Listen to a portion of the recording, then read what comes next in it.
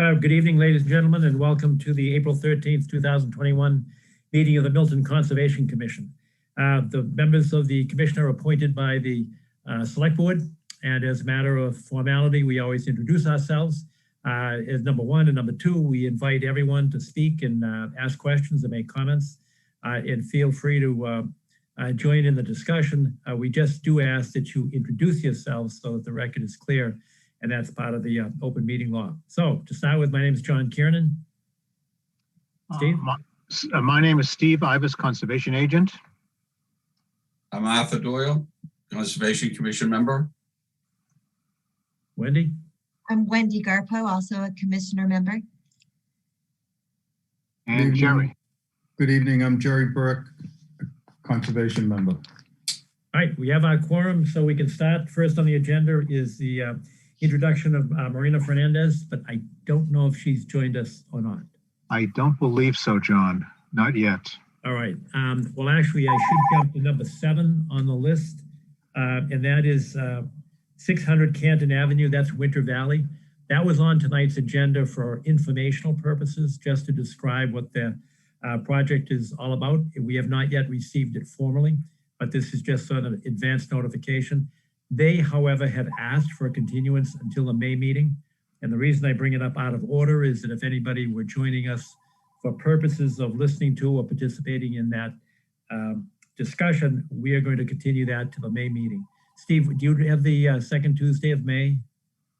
The second Tuesday in May is May 11th. Anybody? May 11th. Oh, I'm sorry. Oh, May 11th. Okay, good. So we will continue number 7 until May 11th for our meeting at that time. That is informational only. So that's 1 and 7. So number 2 on the agenda is 650 Pleasant Street. And I believe the applicants are here, correct? Yes. That's correct. Thanks. Could you just introduce yourselves first and then describe what your project is? Good evening, Chairman Kiernan and members of the board. My name is Philip Baker. I'm with the firm Rockwood Design at 7 Pleasant Street in Milton. I'm here on behalf of Megan and Jay Teeden, who are on the right-hand side of the screen, I think. You can say hello, guys. Hi. Hello, guys. So essentially, we are here because we are in a Zone A, and our house is actually built within the 50-foot buffer existing as is. And we're looking to remove an existing deck and then do a new addition that's actually much smaller than the existing deck, roughly in its place. I'm going to say in its place, but really it's much smaller than what the deck is. And we're also looking to build a second story above an existing single car garage and then do a couple covered porches on the front. So essentially the problem we kind of have is I spoke to FEMA and we're in a Zone A. They didn't give it a Zone AE and an elevation. So to them, I guess that this part of Unquity Brook was, I guess, insignificant, as they told me, that they actually never gave it an actual delineation of an elevation.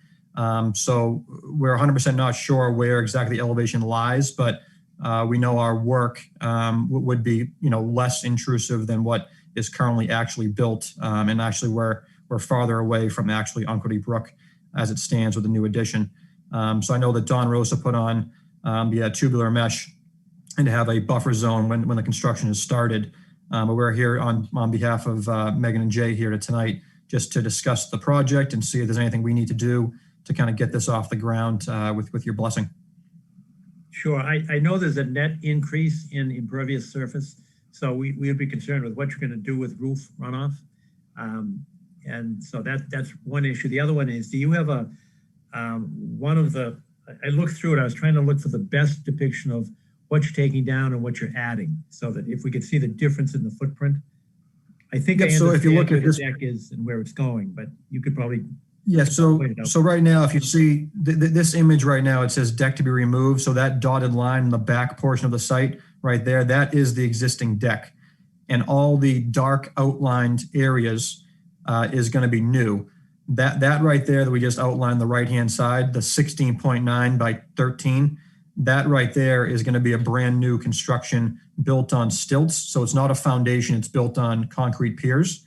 And then the left-hand side of the structure is all existing. We're actually building right above what's already currently there. So the only holes we're really making within the buffer zone, so to speak, would be the two concrete piers that are holding up that back right-hand addition, which is right there. Yep, correct. Right. And Phil, what about, there's a little bump out for the garage as well, right? Just a little tiny Yes, bump out? correct. Yeah, small bump out on the left-hand side of the garage as well to make that an actual, because right now it's about a 10-foot wide garage. It's very narrow. You really can't fit a car in it. So that is a small increase as well. But the net increase of existing to proposed is 0.5%. It's 101 square feet.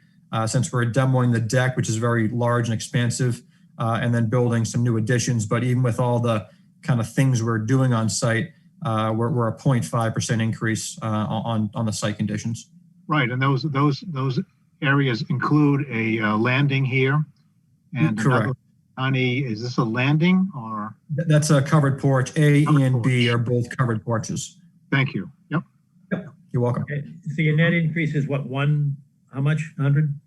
101 square feet, so 0.5% in total on the overall site. So it's 2,673 square feet proposed, and the existing was 2,572. So it's 101 square feet of a differential.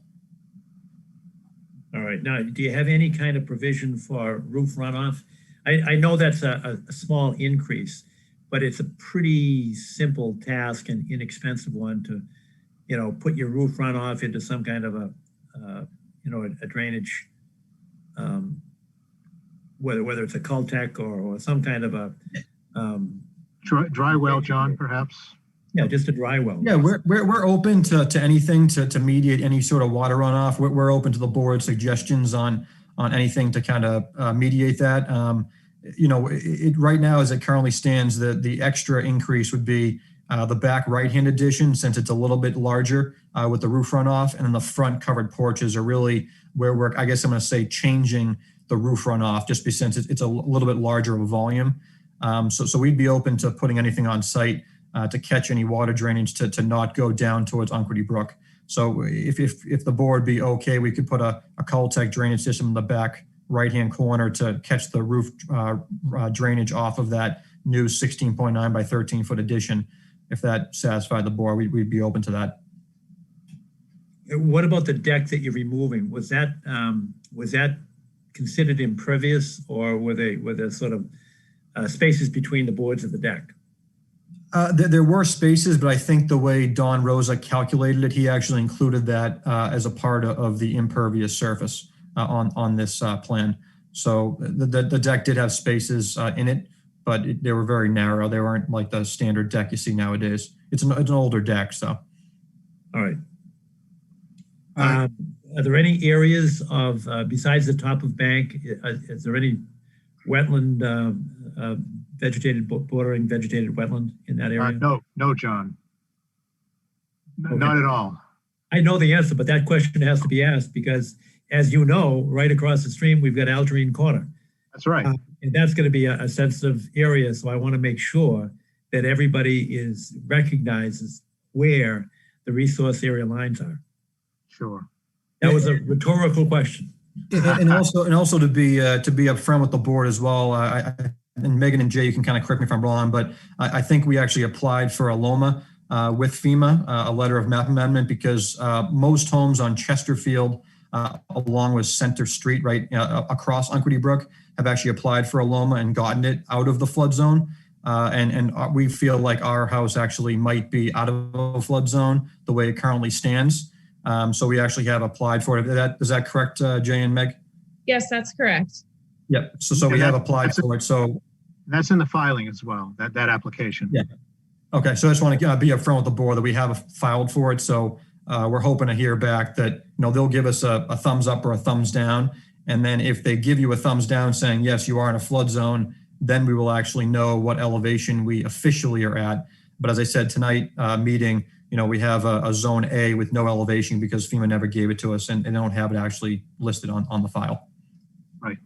And does that change anything? I know you said that the addition, as I'm looking at it, the rear right is on, it's on sonotubes. Is that correct? Correct. Yeah. So nothing would change in our plan. We already essentially are building it as such. It's in a flood zone. So we're already taking the ramifications, saying, hey, it's in a flood zone. And if something changes, it's still going to be built the same exact way. I just want to be upfront with the board to let you know what we were doing as a board here. Okay. Commissioners, questions? Yes, I just wanted to let you be aware of that the Board of Selectmen recently approved an abatement procedure for the stormwater runoff fee. I know I don't think it's probably a big fee for you guys, probably $100, maybe $150. But if you can channel your runoff, if you build a couple of, if you decrease your impervious area, you can get as much as a 50% rebate on that fee. It probably won't be eligible until a year or so, but while you're having suggestions of dry wells and so on and so forth, and like I said, it's going to be a minimum savings, but it might be something you want to consider. Okay. Thank you. As far as the elevation of the brook, which I see is more appropriate called Milton drainage. Correct. You're probably at sea level. Right. Well, if you move the map, it does say Unquity Brook. Yeah. In a different Unquity Brook / drainage ditch. Right. I say that. I actually, that was my question. I don't see on this illustration where the resource area is. It's Unquity Brook. It's Unquity Brook itself. Can you see it now off to the left? Yep, I see it now up there. Okay. And BF-12, that's a flag location, Wendy. Okay. Those are Okay. flag locations. And I've looked at the flags, they're fine. They're right at the top of the bank, which is where they should be. So Wendy, we joke about it, but the brook, depending on where you are, is 7 to 5 feet below everybody's lawn area or where the house is built. This. Oh, I see. Okay. Okay, and when it crosses over Pleasant Street, it literally is an artificial walled-in area that then runs under Adams Street and out to, what is that section? Gulliver Creek. Gulliver Creek. Gulliver Creek, yes. So it's in a culvert under the property then? No, No. No. It's in some vertical walls, straight vertical walls, Wendy. Okay. Well, as you get closer to Pleasant Street.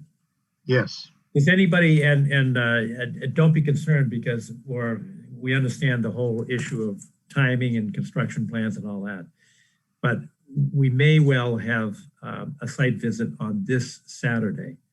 And on this Thursday, we are having a discussion. We are participating in a discussion about Algerine Corner, which is right across the brook.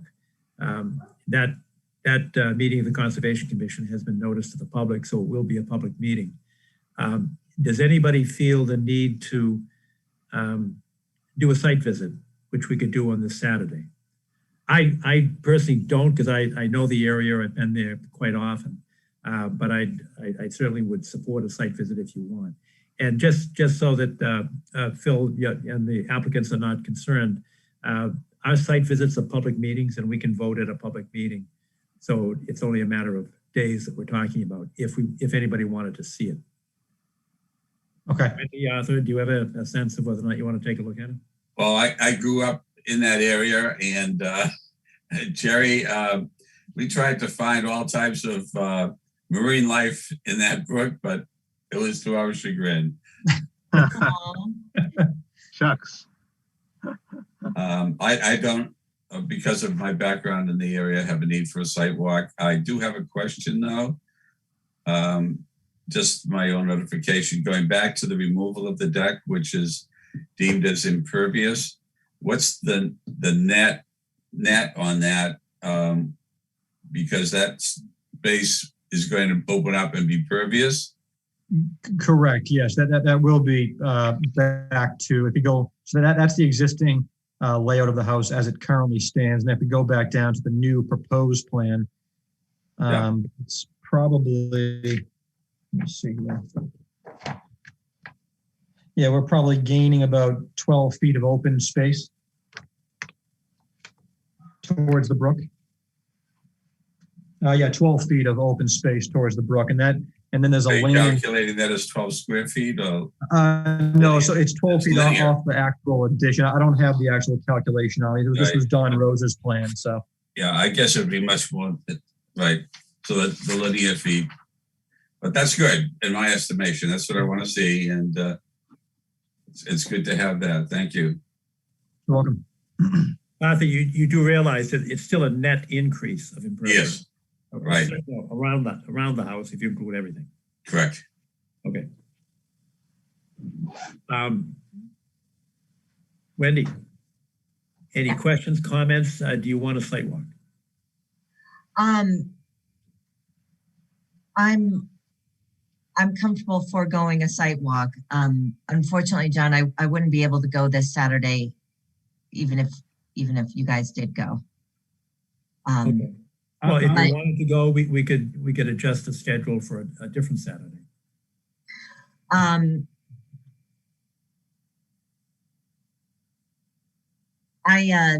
No, I think I trust you and Arthur's judgment.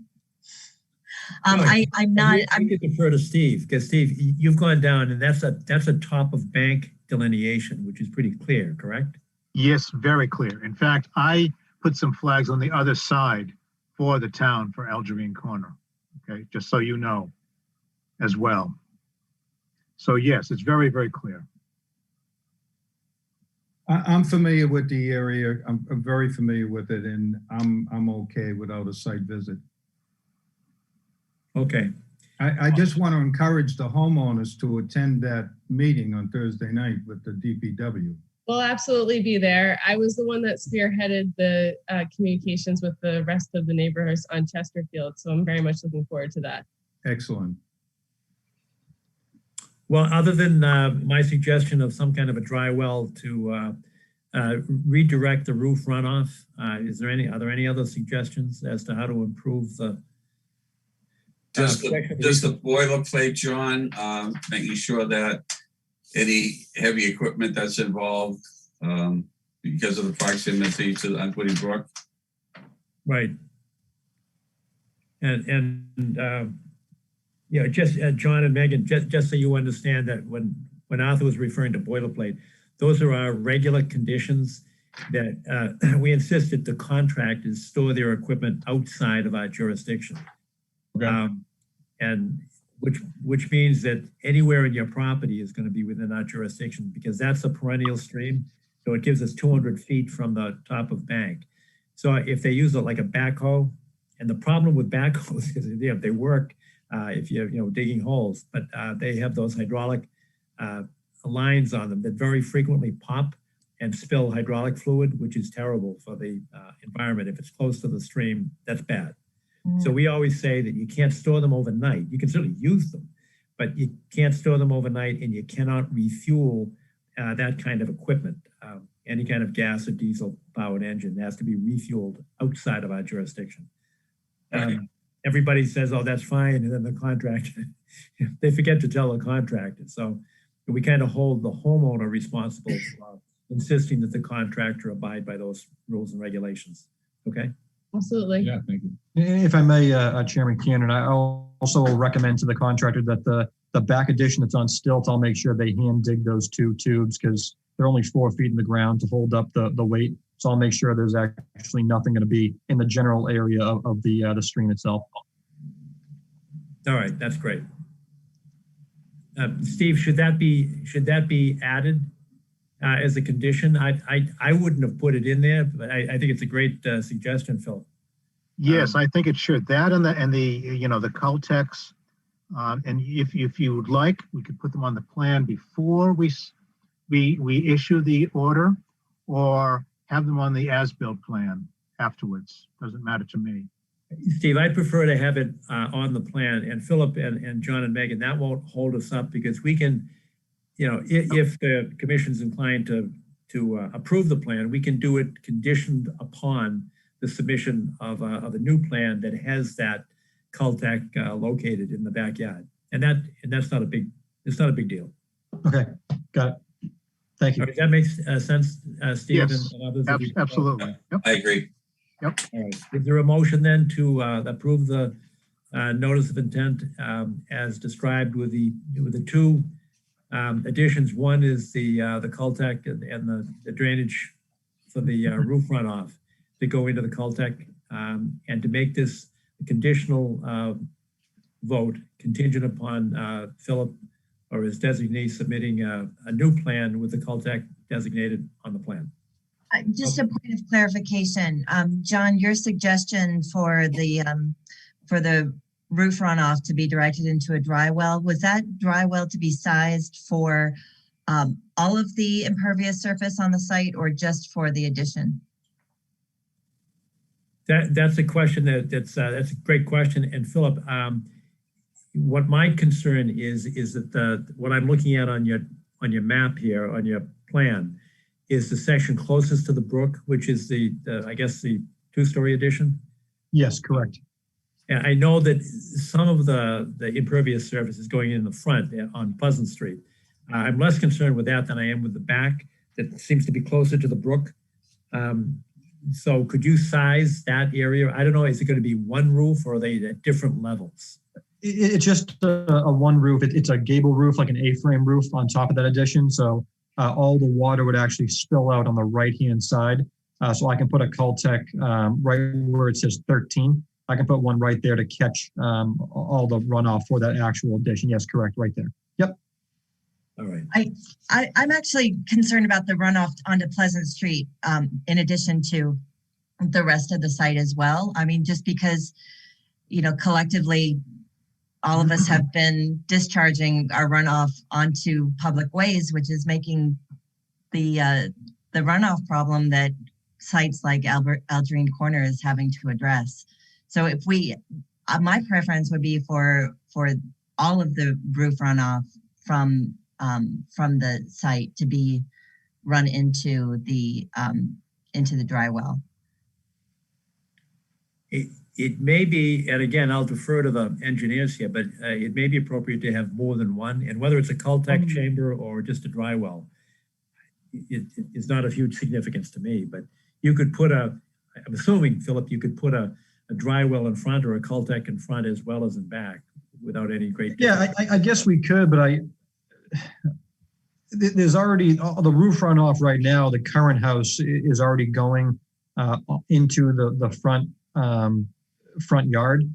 So the A and the B locations are actually covered porches. So you're taking some of the roof runoff from the existing house that's being, I guess, congregated to the A and the B location. But I feel like it's negligible to what's actually happening on site. It's not going onto Pleasant Street. It's actually going into their front yard because we have more than enough room. We're a 20-foot setback and we're, 23 and a half feet and 29 feet to the other porch. So we're pretty far away from Pleasant Street. So I don't think our water runoff will actually impede anything going on Pleasant Street. It's very negligible in my own estimation. But how much of the roof runoff is going into downspouts that are draining onto the driveway? Nothing will be on the driveway at all. Everything will be all dispersed onto yards and greenery.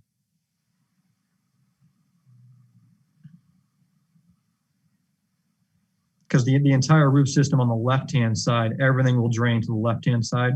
And then the front covered porches, everything will drain out to the corners of the covered porches. So nothing's actually coming directly out. It's all coming down and we can actually have it piped right into the ground itself. Okay. If you prefer a dry well, we can do a dry. I just don't think it's that significant in the front. And since we're so far away from the existing Unquity Brook, I thought it was kind of negligible in my own honest opinion. Steve, what are your thoughts? Not knowing the soil types that are in the ground there, I don't have any thoughts at the moment because I'd want to know what the soil types. Philip, do you know what soils there are? Are there I do not. Soil? I don't offhand myself. No, sorry. I'm sorry, I don't. I don't have an opinion, and I'd need to take a look at the soil types, Wendy. We could certainly do that before any Saturday meeting or anything, if you'd like. It's a fair point, Wendy, particularly in that area, so that if the runoff did go down the walkway or the driveway to Pleasant Street, it's going to end up, heading towards the brook, I presume. Exactly. And so I think it's a reasonable point. Phil, what do you think about, I'm looking at the walkway and the driveway. And I know you said it's coming off the corner of the two porches, A and B. Is there any way to pipe it or direct it towards some kind of a dry well? Yeah, we definitely could. We have ample room on the right-hand side. We prefer not to, dig underneath the driveway with any sort of piping. So anything we can do to the potential right-hand side, I think Jay and Megan would be open to, just to catch everything that's kind of potentially funneling towards Unquity Brook. We'd be open to that. Phil, Does that make sense, Wendy? what percentage of impervious area are you adding again? It's 101 square feet, so 0.5% on the overall lot coverage. Well, then your dry well should equal that because you already have an existing impervious area. I think it would be burdensome to address all the present, to add on to the cost of this program, diverting what's already going in a place. Correct. Well, I'm not asking for anything, high-tech engineered. I just want to have the water dispersed over a vegetated area rather than put onto pavement so that it's adding to the larger problem of excess water along Pleasant Street. Yeah, I don't see it as a cost issue, Jerry. You just dig a hole in the ground and put rocks in it. Oh, fine. Yeah. Yeah. So as I said, we're open to mediating any sort of water. Just as a quick dissertation, we have that 16.9 by 13. That's about 220 square feet of new added roof. So a Caltech taking that entire roof drainage, I think would be preferable. But if you prefer to have two, one in the front and one in the back, we'd be open to that as well. We're kind of letting you dictate to us what you prefer. Wendy, it sounds like you prefer one in the front and one in the back would make me very happy. Yeah. I would agree. I would agree, Wendy. Yeah. Yeah. Okay. Are you okay with that, Jane, Meg? Yeah. Absolutely. Okay. Thank you. Sounds What we're good. talking about is one dry well in the back and one dry well in the front, Correct. not one Caltech in the back and one Caltech in the front. I just want to be correct. sure we're clear on that. Well, now I'm confused. Which one are you favoring? I think we. No, I'm saying I just wanted to make sure that we all had a common definition and later on there wouldn't be any ambiguity, that we're agreeing to one dry well in the back and one dry well in the front. But that's under the assumption that the dry wells are going to be enough to treat the stormwater runoff. I mean, I'm not pretending to be a stormwater engineer and know that, but that is, I would like to see some retention of the stormwater on site, the lowest impact, easiest engineering solution possible. Yeah, I think to your point, Wendy, what I would suggest is that we would make a dry well that would hold that new addition for itself, and then also another dry well in the front that would hold the covered porches A and B, because everything that's pretty much built on the left-hand side above the garage is all existing roof space, besides that small addition that bumps out the garage like 30 inches. So I think in our mind, we want to do two dry wells for the A and the B, covered porches, and that back addition, if that's okay for the board. Makes sense to me. Makes sense to me too. Thank you. Sounds like we've got a consensus. Is there a motion to approve the order conditions with those conditions? Steve, do you have them? Basically, yeah, two dry wells, one in the front, and one on the back, right? Yeah, just make clarification there, Steve, that they're going to be one size for the 2 covered porches and then one size for the rear new addition, please. Yep. Certainly. Thank All right. you, Philip. Then along with our regular boilerplate conditions of no storage and no refueling within the jurisdictional areas. Is there such a motion? So moved. Is there a second? Is that a yes, Wendy? Okay, seconded by Wendy. Any discussion? Actually, let me stop. Are there any abutters or members of the public that have a question or wish to make a comment? Hearing none. Is there any discussion among the commissioners? Hearing none. All in favor, say aye. Aye. I, And this will be conditional. This will be issued as soon as we receive, Philip, from you, the amended plan. Yeah. But you don't have to come back. We'll just kind of sit on this until we receive it from you, and then you can pick it up. Okay? That sounds great. Perfect. Thank you very All much. right. Thank John, you. I just wanted to pass along a compliment on the preparation of a very thorough packet. Yeah, it is. This It proposed is. work. Philip, thank you. Yeah, thank you. And John and Megan. Yeah, I do a lot of legwork. Thank you very much. Thank you Good so night. much. Appreciate it. Thank you. Now, because we're still screen sharing, I can't see everybody that's here. Is Marina Fernandez, has she joined us? Can you tell, Stephen? Steve? I'm looking now. Hang on.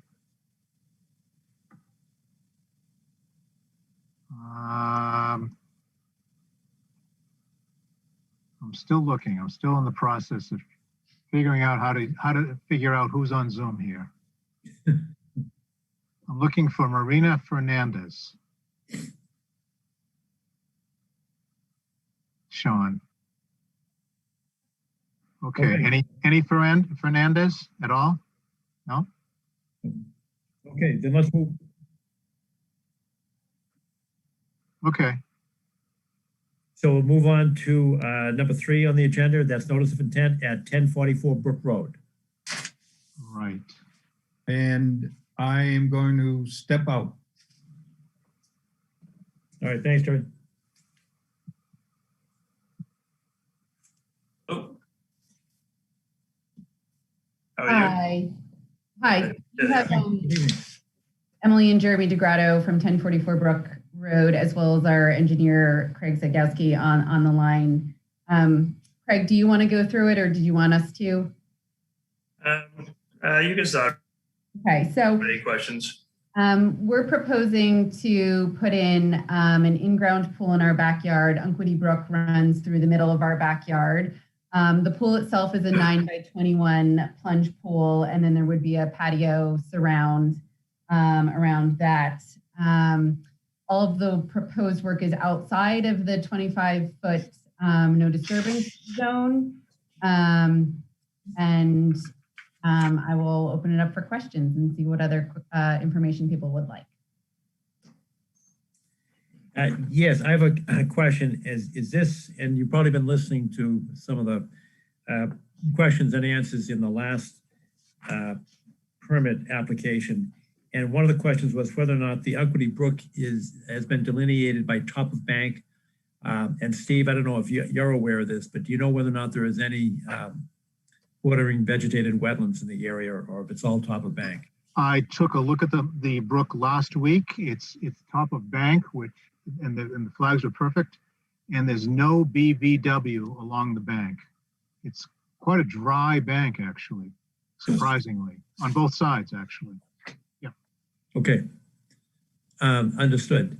And then the other question that I have for you is that I don't know if you explored with your contractor and your pool installation company, but we're very interested in closed systems that do not discharge backwash into the brook or into the resource area or even into our buffer zone.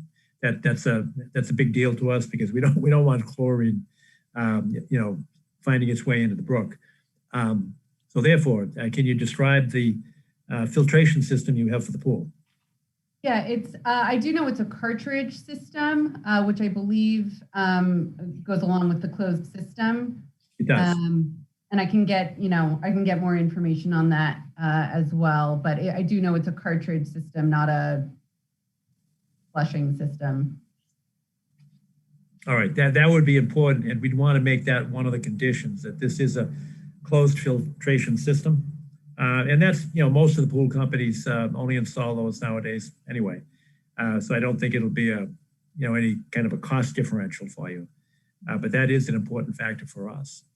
And you may have also heard that in our regular orders of condition, we always require that the contractor keep their equipment outside of our jurisdictional areas for overnight storage and for refueling. And sometimes, most of the applicants, the homeowners are very courteous and say, yes, of course we'll do that, but the contractors don't always do it. So it's your responsibility to ensure that the contractor abides by that condition, okay? Okay, yeah, and that's great. And I think, just given the size of the pool, what we've been told is it's a single day excavation as it is. So hopefully that should not even come up. All right. Do you know the whole area of impervious surface? And that would include the water itself in the pool, as well as the patio. Yeah. Sorry. I was going to say that the impervious area of the pool patio is 788 square feet. And what's the elevation change from the pool to the brook? Well, the ground right there is at pretty level at elevation 30. The brook is at 28.6. So the pool would be sitting at 30. Patio might be a couple of inches above that. No, 28.6 or 20.6? the top of bank is at 28.6. Okay, thanks. That's the top of bank. Crazy. What's Right. the bottom of the toilet slope? What is the toilet slope? I think that's really what the question was. I was at, I'm sorry, it was at elevation 26. No. It's got to be more than that. There was much more than 2 feet elevation change between the brook and the top of the bank. Based on, I can only go by what my crew located. We have elevation 28 at top of bank and elevation 26. Maybe the brook itself is at 24 and a half or so. Probably 24 and a half or so. Yeah, that makes much more sense. Sorry, I just very precise. That's all. Yeah, John was asking the question about the difference between where the brook is and the patio itself. That's all. In elevation, you mean? Exactly. Oh, sorry, I misunderstood. Yep. Yeah, Yep. so from Not a 24 problem. and a half to 30. Right. That's much more reasonable. Yes. And John is, oh, there you go. Okay. And what did you say that the area is 88 square feet. 88 square feet? Yes. And Steve, is there any kind of anything that we have to be concerned with between the proposed siltation control, the limit of work, and the brook? I don't believe so. No, it's lawn area is what it is. It's lawn and some landscaping. That's all. Landscape shrubs, just a couple. Okay. And to put the pool in, are you taking down any trees? No. No? No trees in the area. Okay. Any questions from commissioners? Yes, John, the pump for the pool location?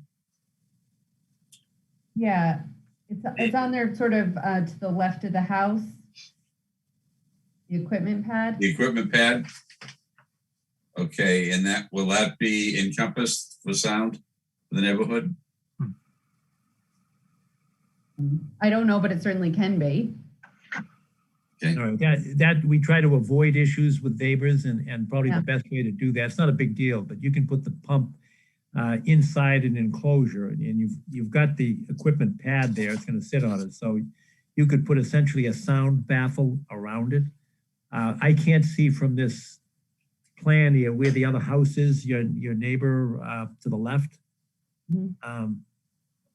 Looks like Mr. and Ms. Medora. Yes. I can't tell how close their house is to I know what the setback is, but I don't see their house on the plan. And sometimes that it can be an annoyance or a nuisance to a close neighbor, but it's easy to rectify if you just put sound baffles around the machine, the pump. Yeah, happy to do it. Do you know anything about that, Craig? If you got any experience in that? I haven't run into that, but it makes sense. Yes. Okay. Yeah, we've done it fairly frequently, and it makes the neighbors happy, as well as you folks too, because y'all hear it as well. Exactly. It's so much better to do it up front than to have to do it on a reactive basis. Yeah, that's true.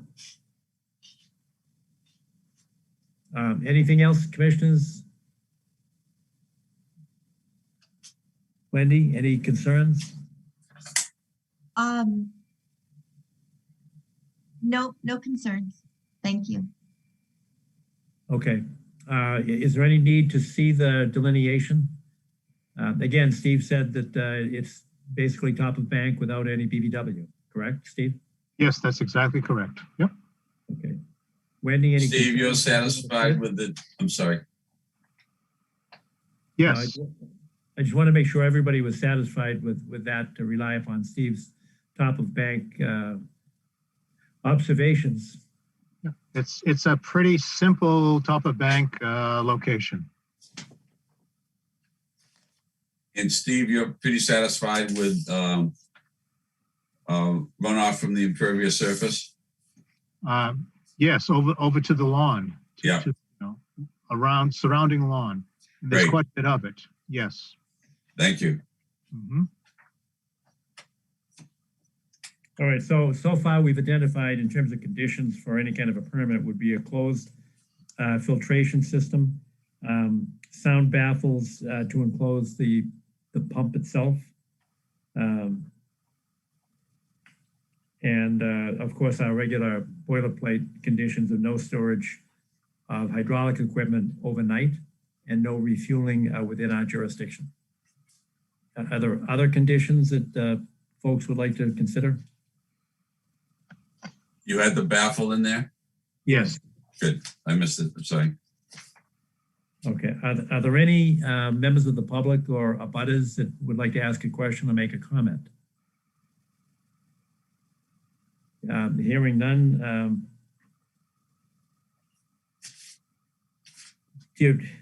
What I'd like to do is I think we can probably vote on this tonight, but I would like to make it conditional upon receipt of the manufacturer's specs on the closed cartridge system.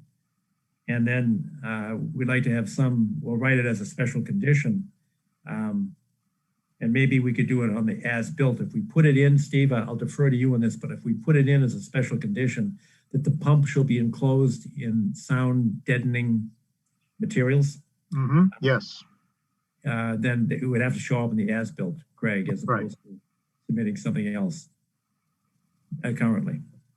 Is that acceptable to everybody? Wendy, Arthur? Yes. Yes. All right, good. Yep.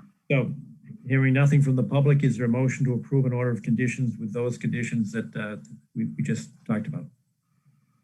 So moved. Wendy, do you second? I second. All right. Any discussion?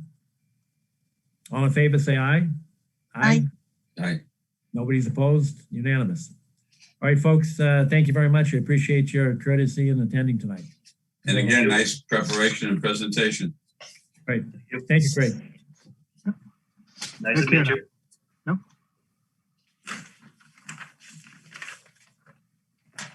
Okay.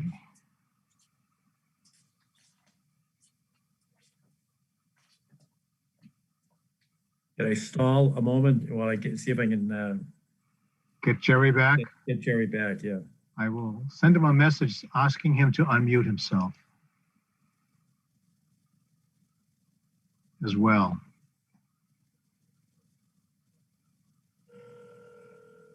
I'll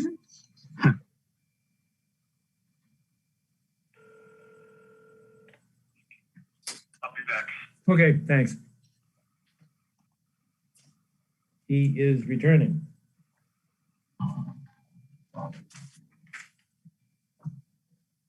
Next on the agenda, just so we get set up while we wait him, is 21 Low Circle.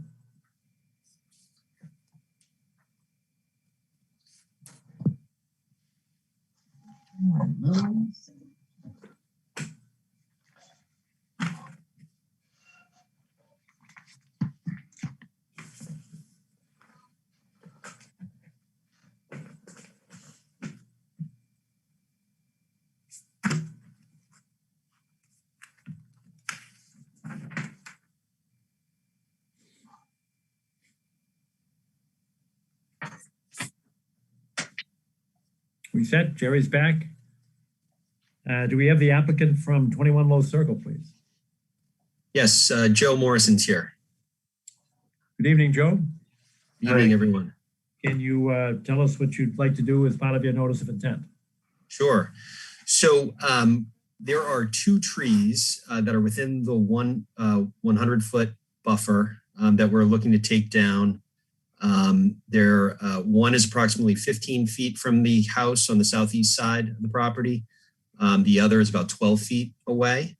We've had an arborist look at it recently, and there was some concern by them and from us, frankly, about the condition of the trees.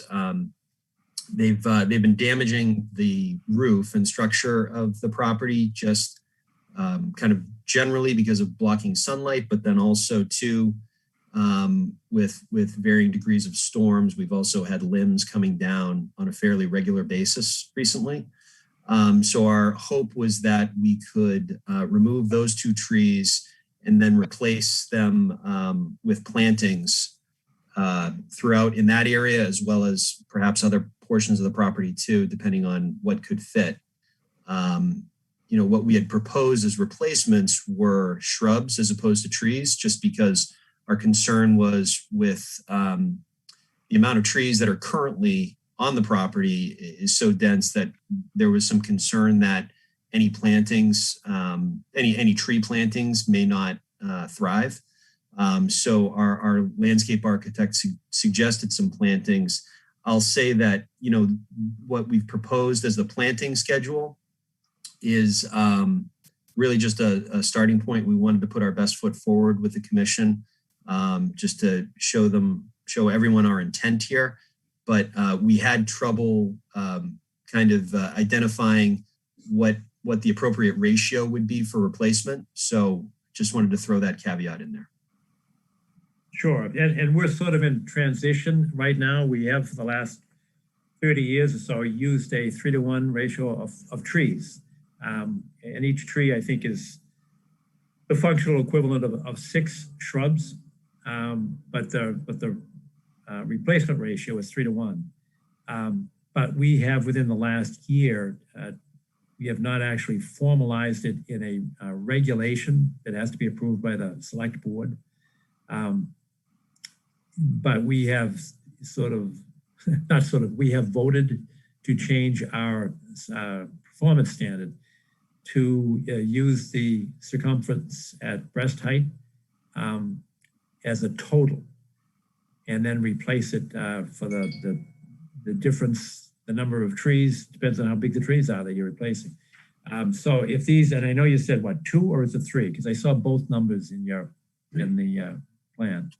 I saw 2 and then I saw 3. Yeah, it is 2 trees. There's one tree that has kind of a split trunk close to the base of it. Okay, so do you have any idea what the circumference is? Roughly, I think there's one that's approximately 90 inches, and then one that has the split trunk is probably approximately 150 inches. John, I measured them the other day. Sure. And there are 2 23-inch DBHs and 1 28-inch DBH, which would make sense. Okay. 2 23s and 1 28.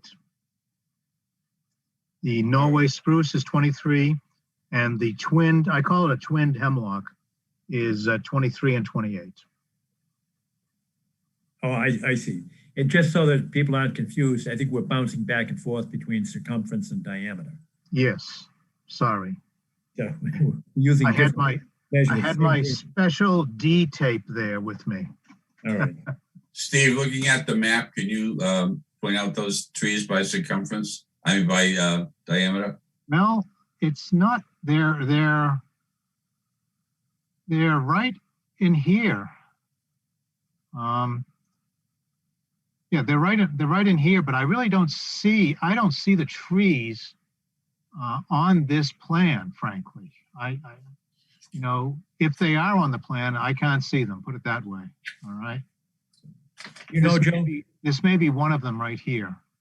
Yeah, Steve, I think you're right. That is certainly one of them. The other two trunks are not, which are correct right here, are not on this plan. Yeah, I think you're right. That's all. all right, anybody want to take a look at these? Jerry, go ahead. Yeah, I have a question. I'm reading the letter from Hunt. And please forgive me, but if a tree is dying and needs to be cut down, does it need Conservation Commission approval?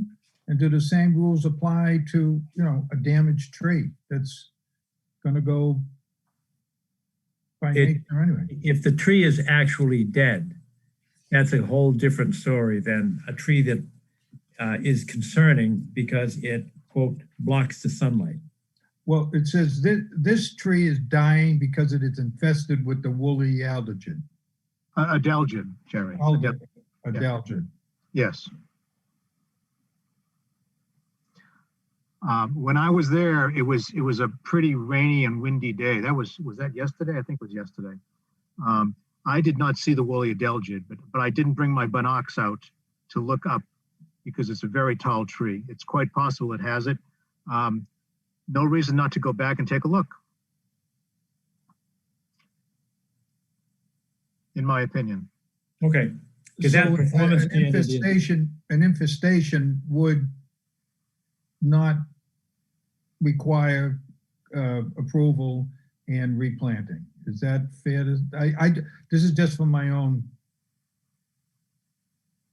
education. you have to establish the fact. In fact, we just went through this on Hurlcroft Street, and we complimented the homeowner because they asked us to come out to verify that it in fact was a dead or dying tree.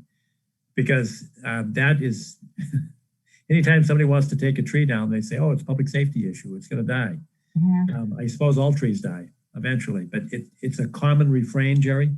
Yep. So it requires some kind of verification.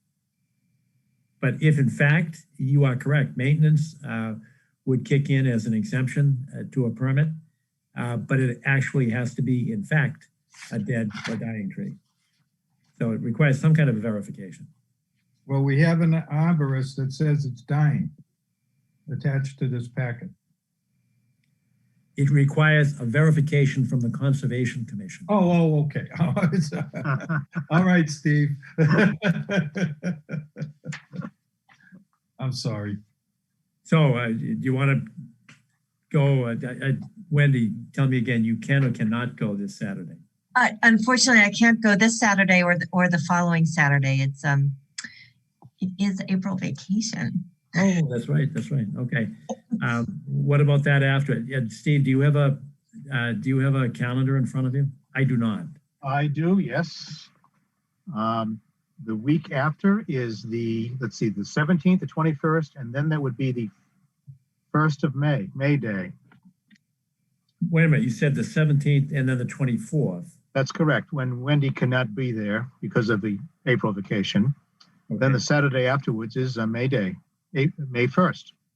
Yikes. Unfortunately, I can't be there May Day either.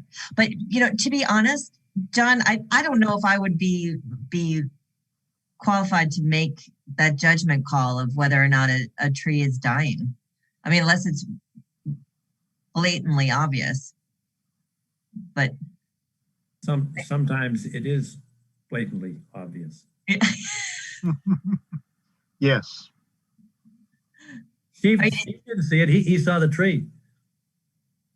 I saw the tree. I didn't see an obvious stressed tree. I did not see an obvious stressed tree or dying tree. So I would suggest that we all go out and take a look. Maybe when it wasn't windy and raining out. That's all. How about Arthur and Jerry? Because, we'd lose 3 weeks because of Wendy's schedule, but, we just need a quorum. And then And maybe I Ingrid. know that Ingrid is available this weekend. So let's kind of get a consensus for the greatest number. Jerry, what days, Saturdays could you make? And Are there any other site visits planned? Just this one so far?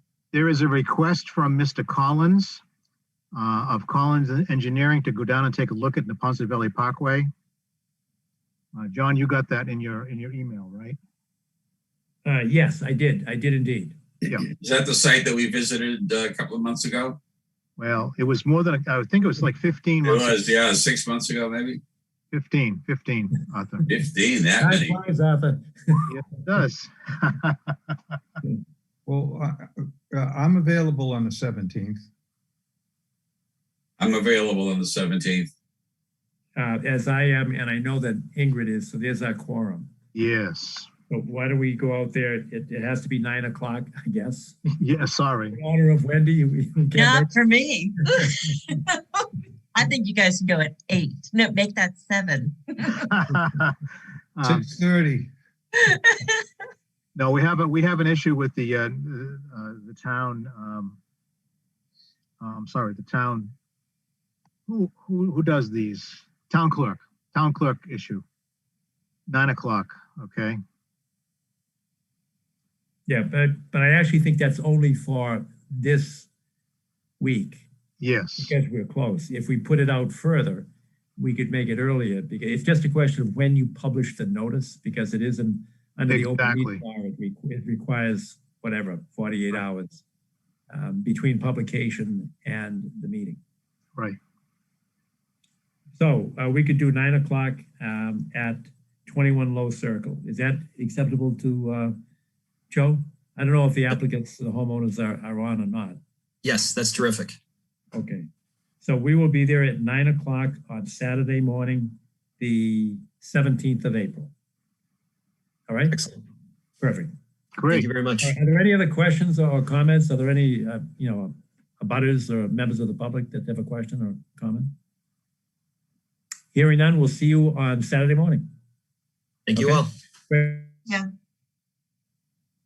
Okay.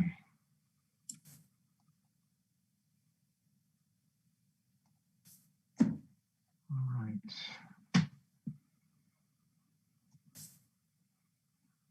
So Nancy, this is your project, right? Next, That's right. Yep. 113 Woodland, and I've got the first two in the correct orientation. Okay. Actually, I wanted to start with the other drawing, though, not this one, if you could, Figures. because the other one has everything in it. Yes, that's the letter, right? No, just the other drawing, the one from 3:30. This is not March 30th, right here. So it's down, right? In this. Yes, correct. Just keep going down. Yes. Yep. Thank you. Thank you, Steve. And Stephanie is here as well. Stephanie Toomey is also here. Oh, great. Hello, everyone. Good evening, Stephanie. Great. And can I ask something before we begin? Because Nancy, I'm not sure you're aware of this, but I was contacted by the DEP with a request that we get in compliance with and conformance with the rest of the Commonwealth in terms of responding to an enforcement order with one set of directives and separate and segregate that from any kind of a new request for a notice of intent, and that we not put in the remedial measures for the enforcement order into the notice of intent. So we agreed that we would follow that. She said it's a problem that she's going to address at the MACC convention, I guess in 2 weeks, because a number of the conservation commissions have done the same thing that we did, that we just lumped everything into the notice of intent. And that apparently is the wrong protocol as far as DEP is concerned. It won't change anything, but we may have to write our conditions on two separate pieces of paper, those that follow the enforcement order in those that follow your new request. The new request would be like, I think, you wanted to move the walkway next to the driveway out closer to the street. That was not part of our enforcement order, so that would be part of Right. the notice of intent. I hope that Yes. doesn't complicate things, but we're just trying to. No, it doesn't. Steve had told me about that, and I had explained that to Stephanie, and we weren't sure exactly what it would mean. If it does it affect the order in which things need to be done at all? No, I don't believe so. Okay, cool. No, that's fine. Just we have to Thank you. separate the pieces of paper. Okay. Okay. And I should remind you, John, that there's also one other thing on the DEP website on this one. They say that they need to take a look and show the 200-foot riverfront area on the plans. Well, there aren't any perennial streams that have a 200-foot riverfront anywhere near this site. So DEP is a little bit mixed up, I believe, in my opinion, at least. Is that on the comments section on the website? Yes, it is. Hmm. Yeah. For, It's very for this strange. for this proposal? Yes. Oh, I even okay. went looking for stream stats to find out, and there's a couple of intermittent streams within a few hundred feet, but nothing within 200. Okay. Yeah, I'm really racking my brain. I can't think of any. No. I know that there's a concern with a vernal pool, but that's Right.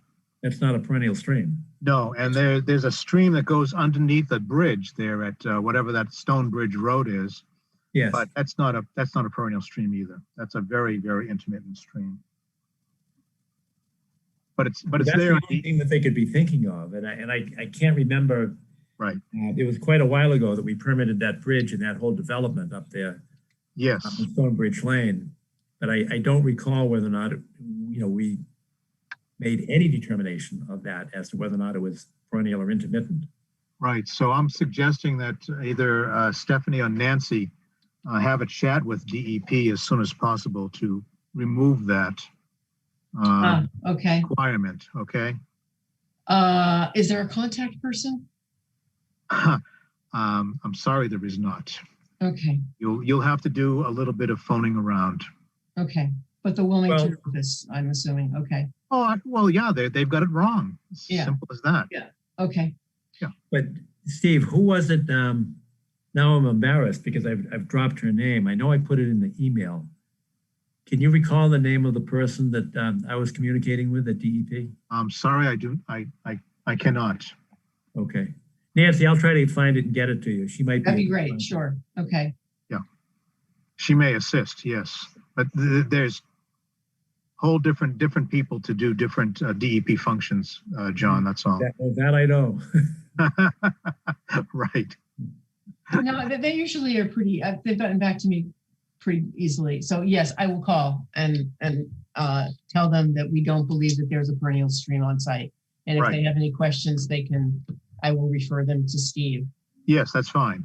Okay, Happy to do it. Yep. great.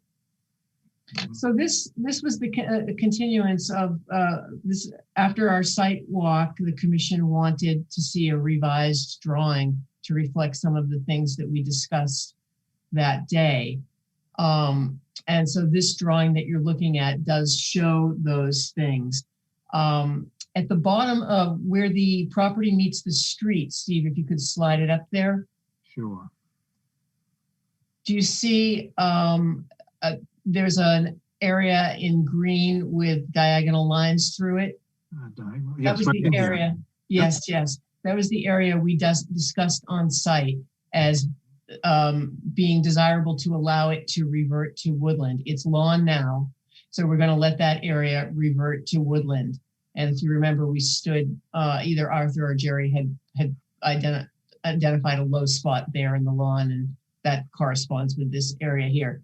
So that's to indicate in writing on this map that yes, we will let that area revert to woodland. And I thought that I added this planting of native ferns just there along the 100 The foot vernal buffer. pool line, yeah, sorry, the vernal pool line, just so that there would be a marker as to where that area that's going to be allowed to revert is. So, and that actually returns about 876 square feet of the area that's existing lawn on the site now, eventually will become woodland. So we've reduced the amount of lawn in the buffer zone by that amount. We will reduce it as it fades. So we'll just stop maintaining it. I like the planting suggestion. Mhm. I agree, Arthur. Yeah, otherwise, how would you know where to stop when you're mowing and where to take care of it? So And that it's was so the first- appropriate with that environment. Right. That was the first point. The second point, if Steve, if you can slide the drawing down so we can look at the patio area. Certainly. Okay, there was a request. We had some of the patio in the 25-foot zone previously, and there was a request to see if we could reduce the amount that was in the 25-foot zone. Previously, it was 100 square feet, and I changed the footprint of the patio, so there is now just 45 square feet of patio in the zone. That is right there where you can see with the blue diagonal lines. It's this right in here. Also, we have selected, and I think the information went out to you in this packet, the permeable paver that we wanted to use for this patio. I don't know if you had a chance to look at it. It's a pretty nice one. It's called Aquastorm. It's just about the most permeable paver that I can find on the market right now, because it's like a concrete shell, and the interior of it, you can fill it with either gravel or soil. So we wanted to use it as soil, and so that you can fill the cells with lawn. I think it's here in this on this screen, Steve. If you want to slide up a little bit, we can all see it. Sure. It's a page of 3 back, right? Yeah. Let's see if I can That get. is so cool. I've never seen anything like that, Nancy. I think it's really attractive as well. I do too. Well, and I'm wondering, could you put something other than turf in there? I mean, like a decorative moss or something like that? I mean, I don't see why not. And in fact, I haven't talked to Stephanie about that, but there's a new kind of, are you guys familiar with micro clover? It's a black clover. It's very small, and it's being used as a lawn substitute in some areas, and it can be walked on, and it's very sturdy, and in fact, it doesn't have to be mowed. Right.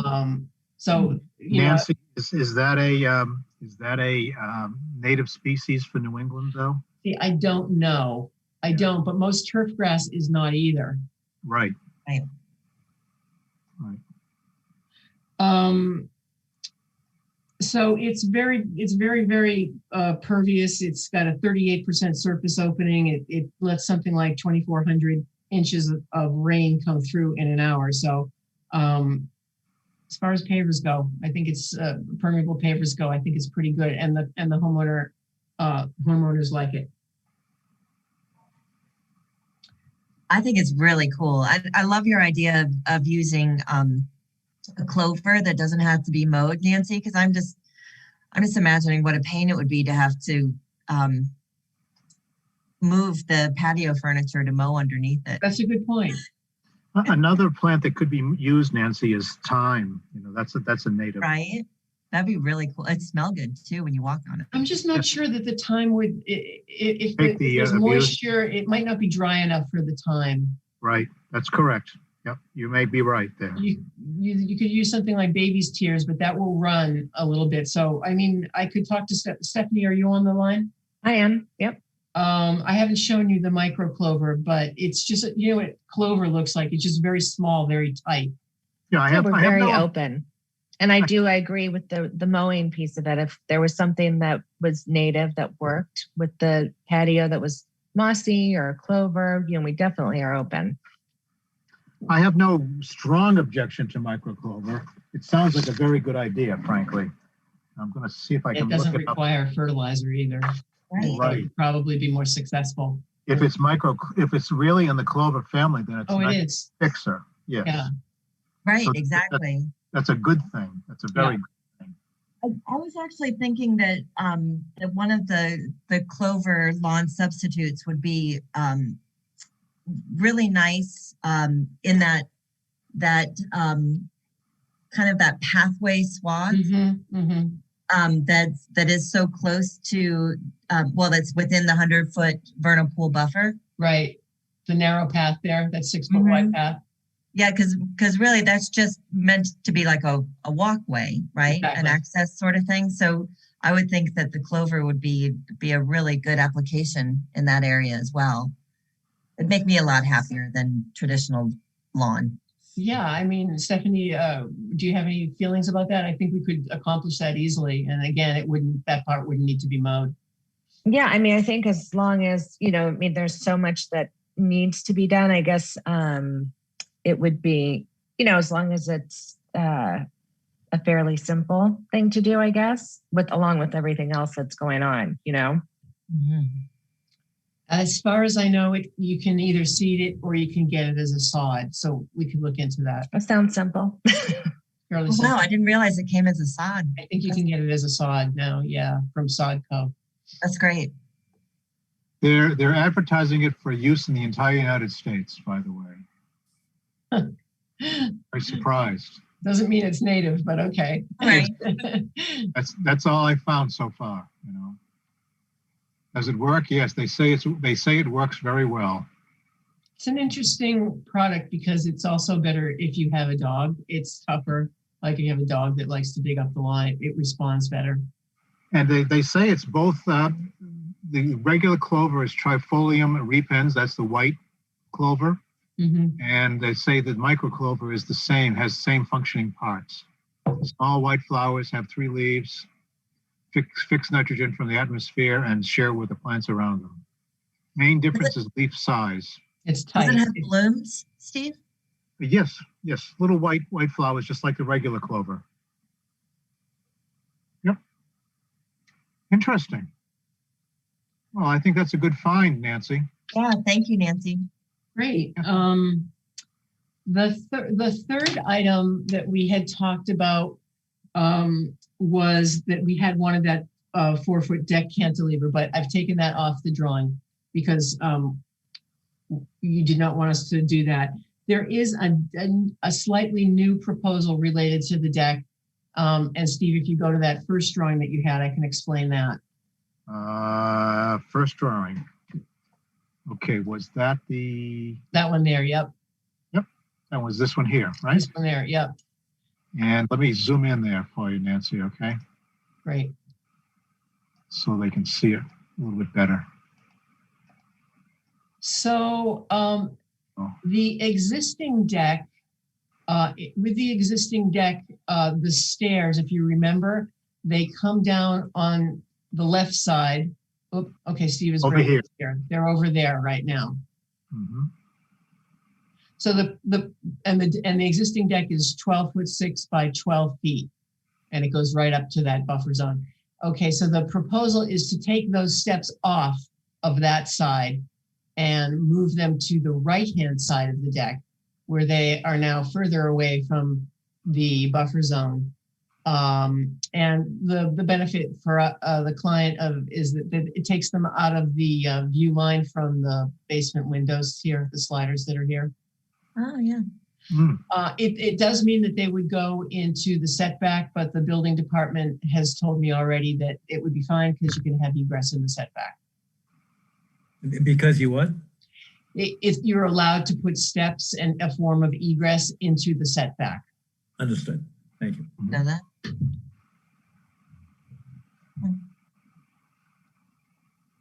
And that, I think, is everything that we have for the revised version.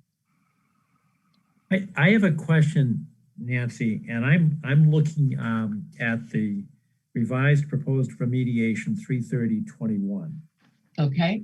But on that one, I don't see the steps. Right. That Right. I submitted it as a separate drawing later. So you guys didn't have a chance to look at this. The steps are still in the existing position in the 330 drawing. And I submitted this last Friday, and it didn't get into the packets that you have. So I guess I need to redo that, the main drawing, and put them on there. I was kind of submitted as an addendum, but do you want it all in one, I assume? Yes. Yeah.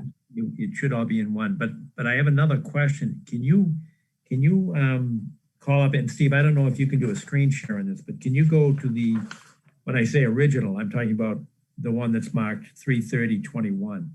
There's a line that I don't understand on it. Oh, sure. You have that up there already, Steve. 5AA revised, just your next tab. Yep. And we'll go right down to the bottom here.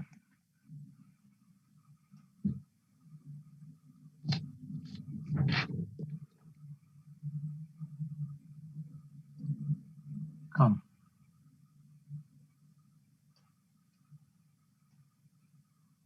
Is that it right there? Yes. Can you just pull it down so I can see more of the top?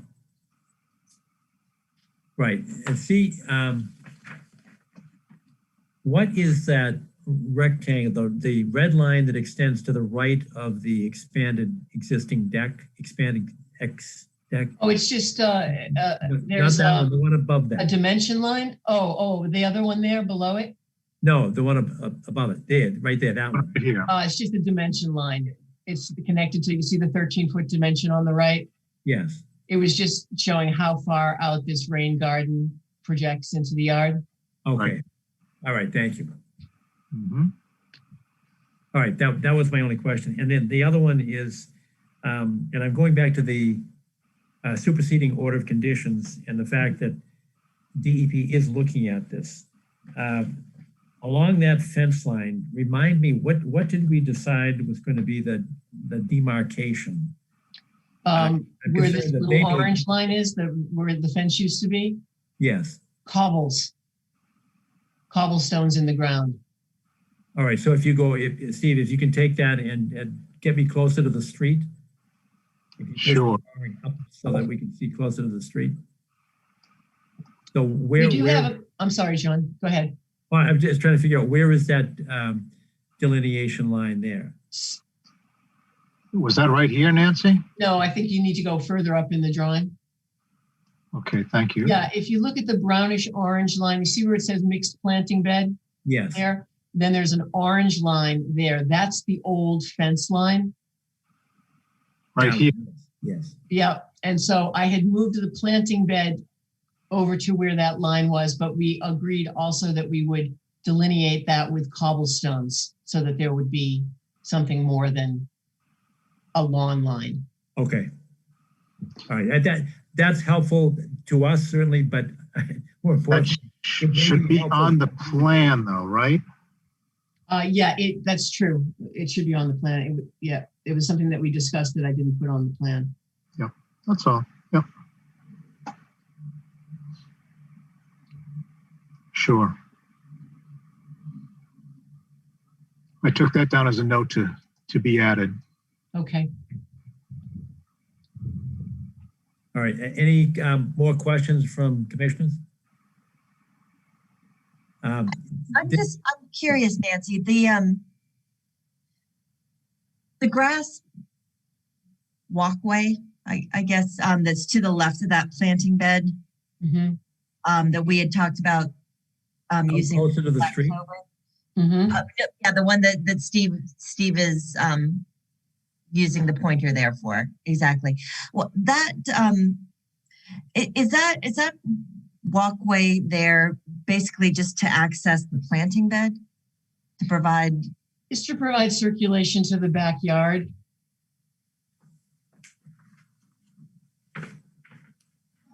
Is it even Remember, necessary? there's that wall, the walkway's up top, then there's a slope.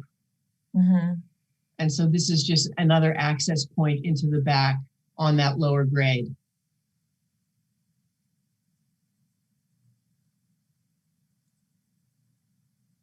I'm just wondering if that is even necessary. I'm looking at this drawing here and realizing where the fence was, and it was initially there to, sort of prevent there from being traffic flow over in that area. And now the fence has been removed and we're actually adding access. It does, I have to say it doesn't sit well with me. I mean, I can understand needing to have access to maintain that planting bed. But I'm wondering if the access might be, maybe through like a pathway that's actually integrated into the bed itself and not further added into the buffer zone. I don't think that the maintenance of the bed is so much of an issue.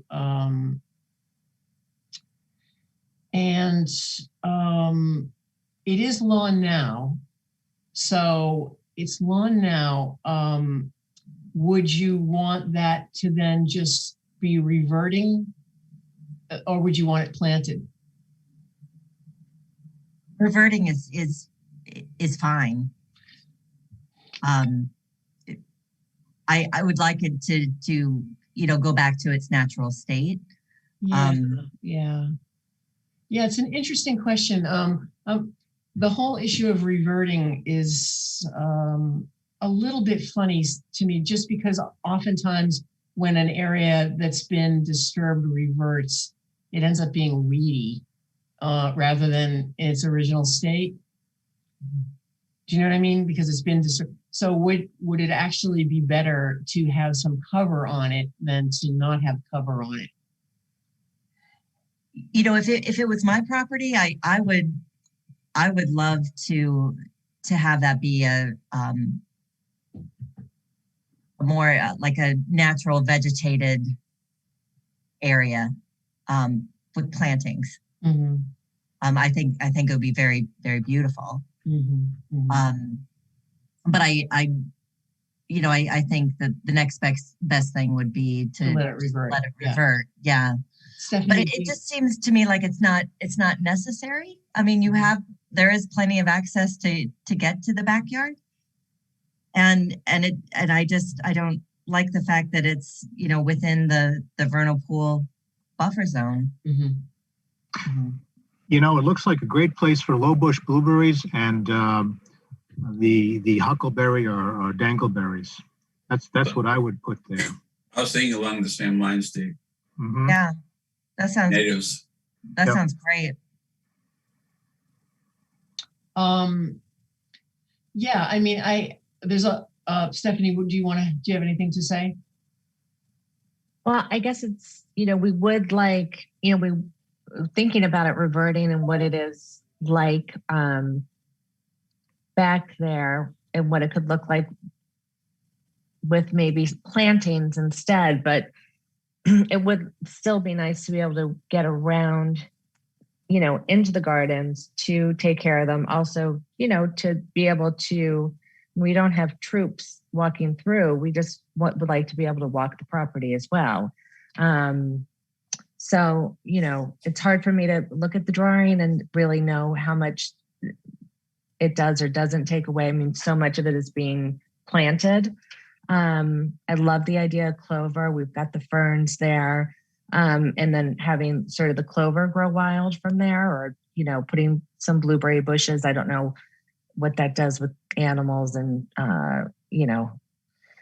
the flowers, but, we're open. Birds. You get a lot of birds. Right. Will there be a way to get a lawnmower from the front to the back if we don't have that? Because we have the steps going up the other area, I guess, just around the other side of the house. Yeah, exactly. Well, I must remind everyone that this orange line was put there for a reason. Exactly. Stay out of that area entirely. I mean, that's my interpretation of why that line was put there. That was put there after a long discussion and a very, very, it was recognized and a long not only a long discussion, but a lot of thinking as well. What could be done to maintain the vernal pool in situ by a couple of folks. So are we thinking like plantings would be, something that would work? Or as opposed to going back to the micro clover idea, I mean, would you? Well, I'd love the micro clover, but if what we're saying is either letting it, if it's a choice between letting it completely revert, because I agree that what happens is with the grass, I'm not sure what it was mud before, but if we can make it look something really beautiful and add to the environment, that would be a win. Yeah, I mean, it's not that long an area, actually. It's probably, I don't know, maybe 35 feet by 6 feet there inside the vernal pool line by 6. So it's not, I mean, it wouldn't be that hard to plant it. Not at all. And basically what you do is you'd end up attracting amphibians, turtles that might live in the vernal pool as well in those kinds of areas, huckleberry and low bush blueberry and all.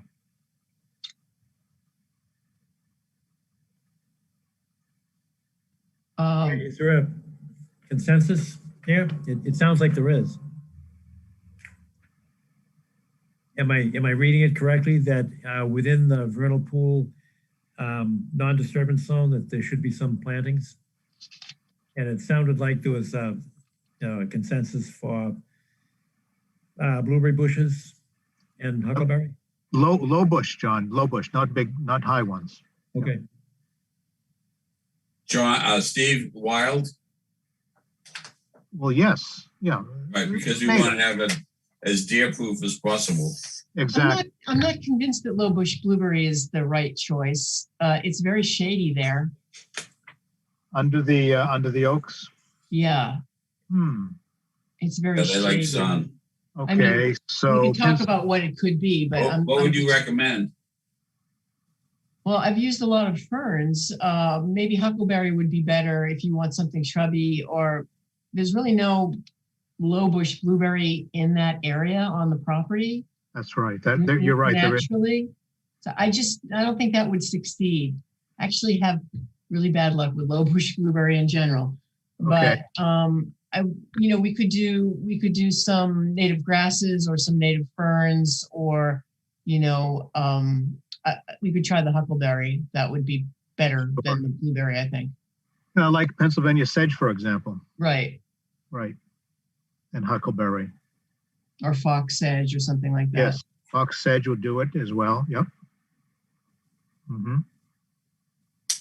And these are all native species that are typically seen in close proximity to a vernal pool. Sure. Great. Yep.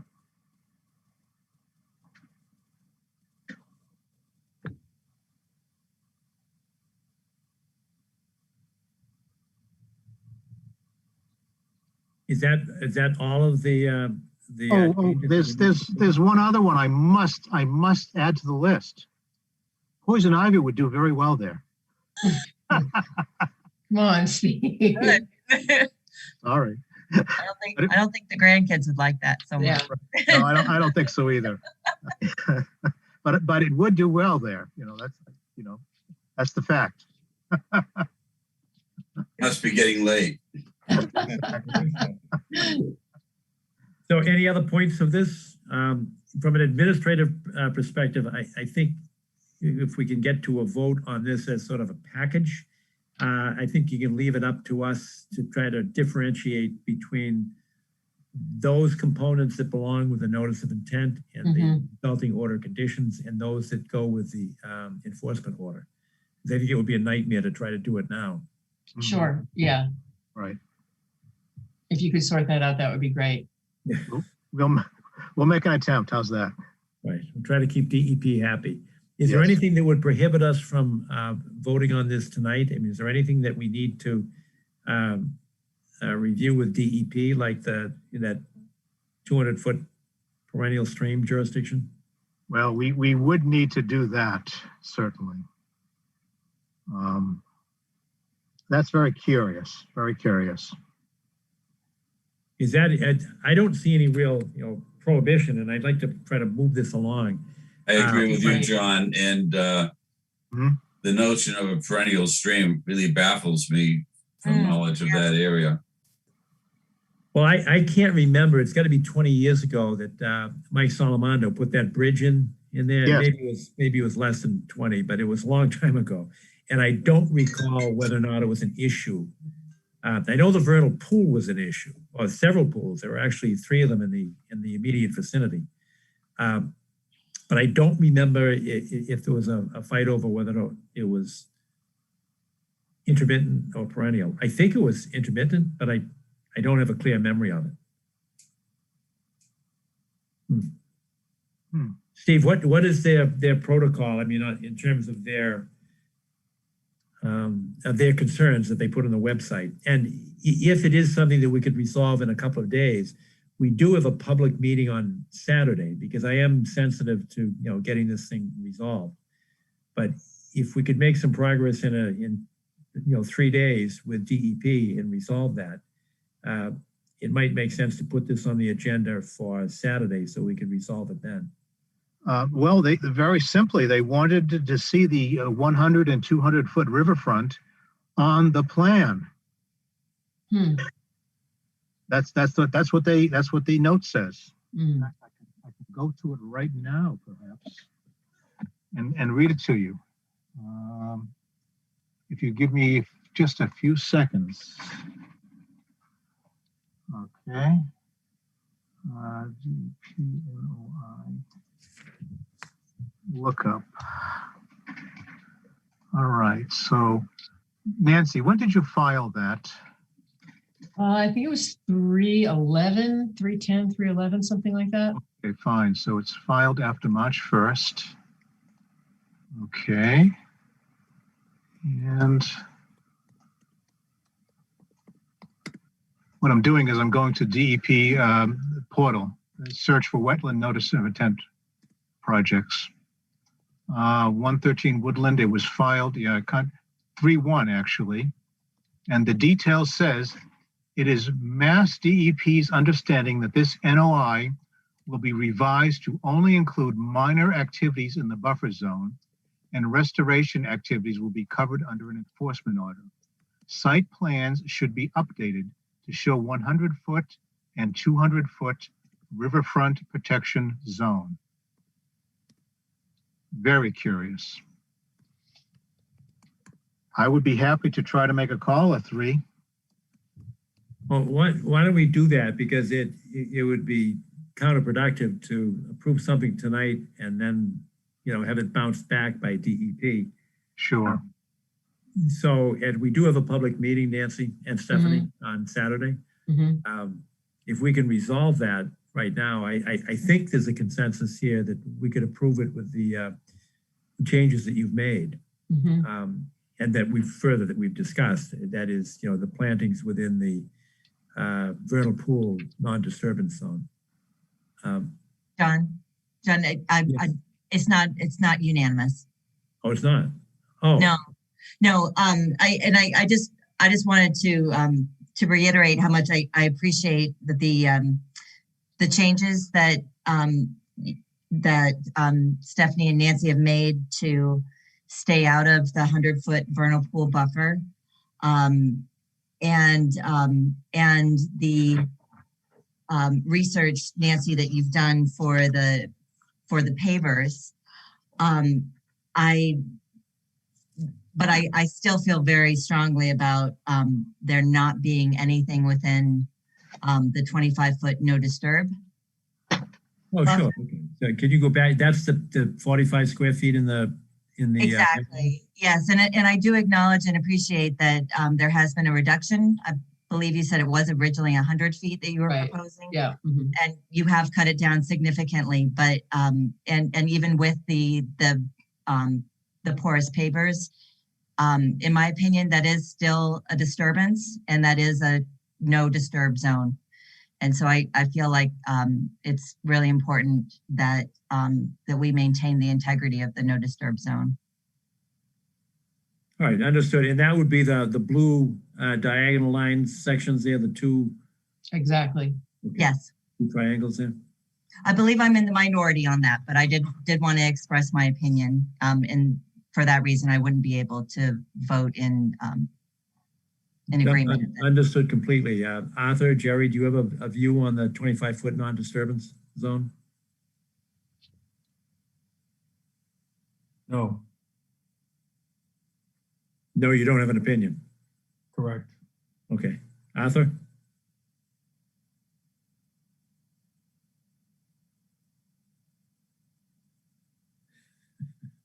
A lot of pressure on you, Arthur. You're on mute. That might be one of the reasons for the silence. Thanks. I do that every once in a while.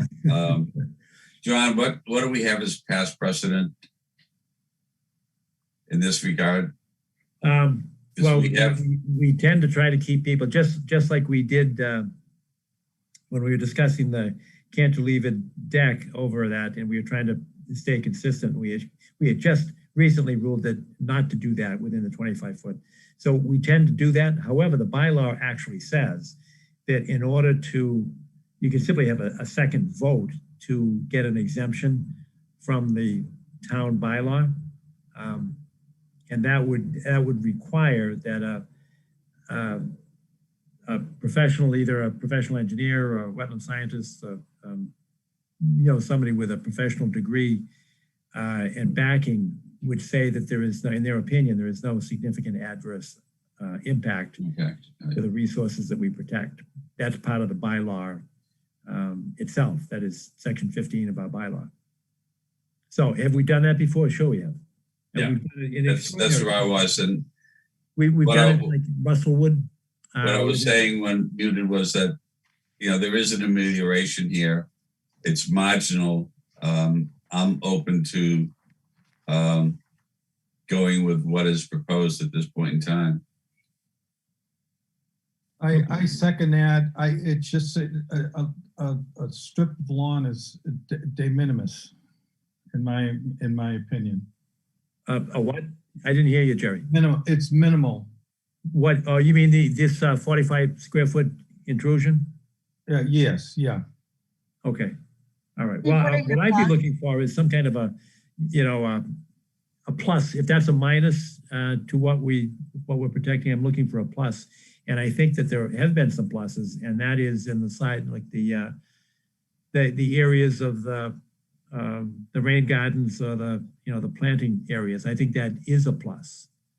So I think there's a balancing out component to this. I acknowledge that it is an intrusion into the 25 foot, and we try to keep that sacrosanct. But by the same token, if there is some kind of sort of reciprocity in another area, and I think we've gained some benefits here by the plantings in the side of the yard and the backyard. I agree. Well, I'd be willing to approve it as is. I agree. Steve, what are your thoughts on this? I'm sorry, but I'm with you, Wendy. Constructionist. Yes. Okay. Yep, that's all. All right. Well, but I'm not a voting member. Yeah. So if Steve, would you elaborate? Could I say something? Sure. I just want to remind you that when we were on the site walk, Hans pointed out that the grade on the left sideline is actually higher than that where the certainly much higher than the vernal pool. So right here where the strip of lawn is along there. So I feel as though if this is based on a delineation that was done a long time ago.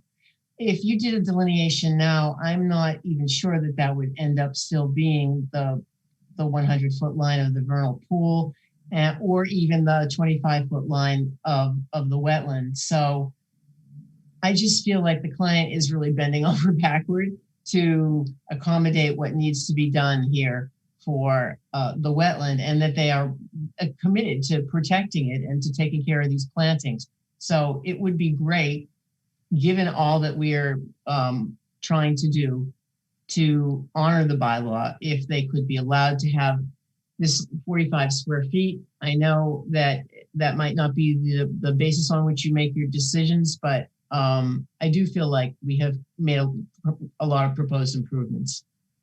Nancy, I'd like to add, though, that what Hans was talking about was he was talking about wildlife habitat.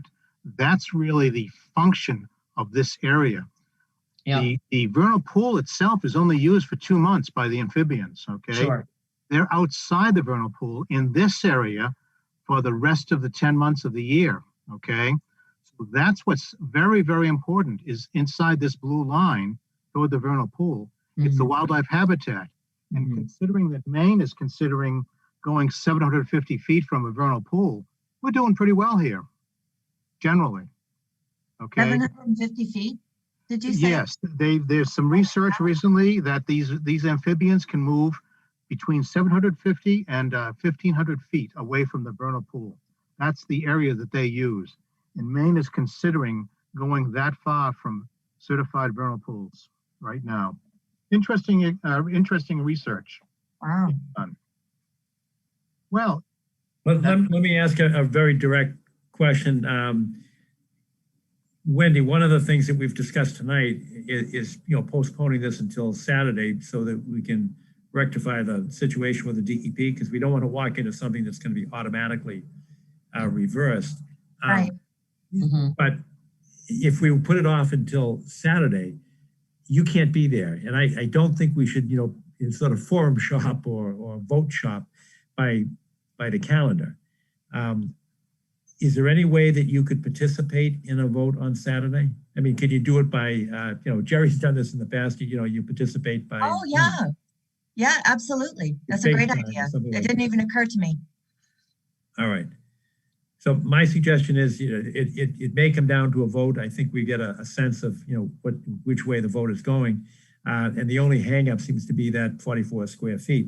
But I do suggest that we postpone this until Saturday and invite Wendy to participate by whatever, Zoom or FaceTime or telephone or whatever you want.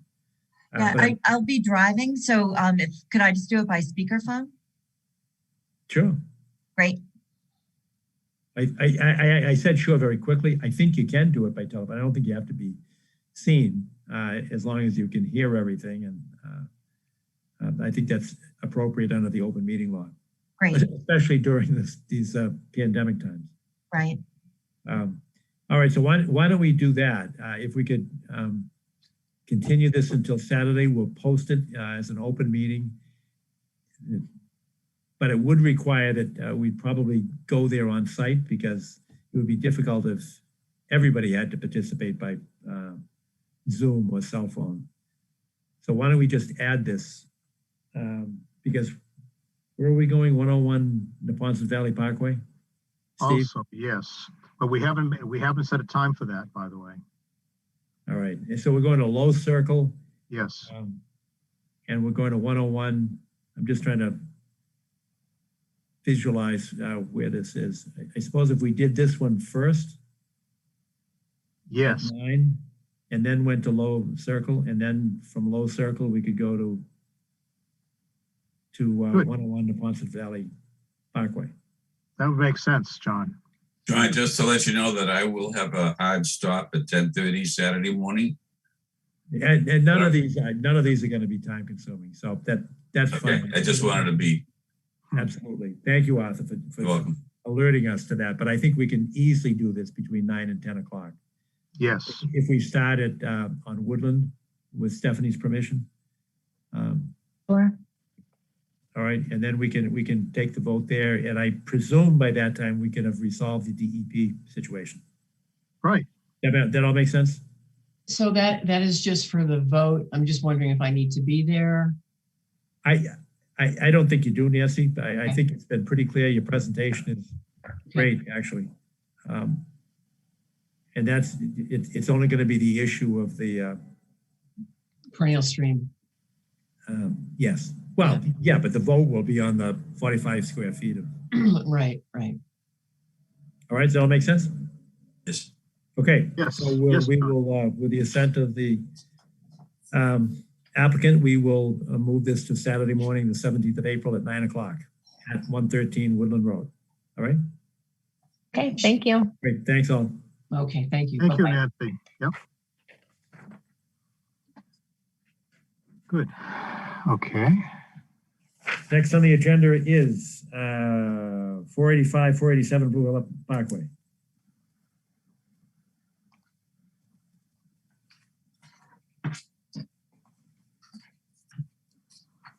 Mr. Kiernan, good evening. This is Adam Brodsky. Can you hear me? I can indeed. Welcome. Good evening. Thank you. Would you like me to make introductions? Yes, that'll be wonderful. Thank you. Good evening, everyone. My name is Adam Brodsky. I'm an environmental and land use lawyer with Drowan, Tacho, and Morgan in Hingham, and I represent the applicant 485 487 BHP Trust, LLC. The managers of the LLC are Charles Bosworth and Paul Driscoll, who are also on the Zoom call. Our professional engineer is Michael Joyce, who is here this evening, and our professional wetland scientist is John Zimmer from South River Environmental, who's also here this evening. And it's been some months since this matter has been in front of you. We have been working through the comprehensive permit process with the Zoning Board of Appeals, and we're still making revisions to the plans. So we have no expectation of closing the public hearing this evening, and we'll be asking for a continuance. We presume that you wish to see the final plans before you close the public hearing. And if I understand from the last public hearing, there were just a handful of issues that were outstanding. First, Mr. Ivis wanted to review the site flagging. I believe John and Mr. Ivis did that, and John can speak to that exercise. And also, we were provided with it was described to us as a list of asks from the Conservation Commission regarding mitigation for the project. And I provided a response to that list of asks on February 25, 2021. We haven't received any response to that from the Conservation Commission, but we're prepared this evening to speak to that. But I would remind the Commission that we are not proposing to alter any vegetated wetlands on the site. This is a buffer zone project, and that no mitigation is required under either the Wetlands Protection Act or your local bylaw, notwithstanding the applicant has agreed and is dedicated to providing reasonable mitigation, and we provided what we thought was a reasonable proposal in my February 25th letter. So with that, Mr. Kiernan, I don't know if you want to hear from Mr. Zimmer or Mr. Ivis with respect to the review of the wetlands lines. I have a question for you, Adam, and I think I'm embarrassed to ask the question, but I'm reflecting back on your letter from at the end of February. And one of the points you made was that something is beyond our jurisdiction. And it's of interest because my question relates to another project in which your firm was involved, and that had to do with the wind turbine in Milton. And I know that it became an issue as to whether or not the Wetlands Protection Act governed light and sound. And I think the answer is yes to one and no to the other. But for the life of me, I can't remember whether light was regulated or whether it was sound that was regulated. Because in that case, Jeff Taccio was making the presentation, and I know there were issues with the flicker, which was the light from the wind turbine, and the other one was the sound. Can you tell me, is it light or sound that's governed by the WPA? So Mr. Kiernan, my recollection of those events is not clear. I think at the end of the day, there was a decision on the wetland side of the equation as opposed to the zoning side of the equation that in fact these were not interests that were protected by the Wetlands Protection Act. And So neither I one of them. can't. Again, there were zoning issues and there were wetlands issues. Ultimately, the opponents to that project prevailed actually on contract issues, but Right, I did remember that. did not prevail on the wetlands issues, is my recollection. Okay, but my memory, it triggered when I saw your letter, because I think you said that light is not within the purview of our jurisdiction. No, sir. Well, there are a number of things, respectfully, that are not within your jurisdiction. Things like traffic lights. It was actually the 21E issue that was clearly not within your jurisdiction. With respect to the requirement for dark sky lights, all that we said is that we can't agree to anything beyond the lighting requirements required under the Massachusetts State Building Code. I didn't call out whether that was a jurisdictional issue or not. I can try and speak to that at some point, but again, because this is a comprehensive permit project, we have other constraints. Understood. Steve, do you know the answer? I'm sorry, I do not. One of them was and one of them was not. I do not know the answer to that question, John. I'm sorry. All right. And I appreciate what you just said, Adam, and I appreciate it that there may be other constraints, because we do dark sky lights all the time. And it's just sort of a normal matter of course for us. We always try to have the down reflected lights. And I think it became an issue in something which I had recused myself. So I only know it from like a public reporting. I don't know it from the hearing. But wasn't the dark sky lighting an issue on Woodlot Drive? Yes, that's correct. Is there any indication from that? And I know zero about that because I recused myself, but I do know that from the public reporting that dark sky lights or lights of some kind were an issue. And the reason, John, was that there's quite a bit of conservation land that surrounds that development, including DCR property. And the commission was trying to ensure beneficial wildlife habitat. And with non-dark sky lighting, that certainly doesn't happen. That was the connection that I thought we had that was jurisdictional. Right. But I'm not trying to argue about hypothetical things because we actually don't have the final plans. And when they come in, it may actually be, maybe addressed for other reasons. Mm-hmm. Yes, Mr. Karen, this is Adam Brodsky. We're not suggesting that we're not going to have dark sky lighting, but that will be respectfully regulated by, we believe, the zoning process as opposed to the conservation process. I can't speak to the academic studies on light pollution and impact on particular wetland species, but I'm not aware of any special species of concern with respect to this project. I don't know if Mr. Zimmer can speak to that. I'm just not educated on that. Thank you. Nor am I, obviously. I don't think it's necessary for this evening's discussion. No, it's not. Okay. I'd like to continue with, I was out there and looked at all the flags there, and the flags are fine. However, I'd like to note that the flags on the northerly side and continuing onto the, I think it would be the westerly side, those flags are at the toe of slope in some cases of an incredibly large dump site on town property from the ice house property. There are hundreds, if not thousands, of cubic yards of materials, demolition materials, brick, asphalt, I-beams, parts of 1930s cars, all kinds of things on the property. And I believe, Adam, this is something new to you probably, that there should be a restoration plan included in any documents for this project that will remove that material from town property. So Mr. Cannon, through you, is that dump site off our site? Yes, it's on town property, but it originates on the subject property. And it was dumped from the subject property onto town property.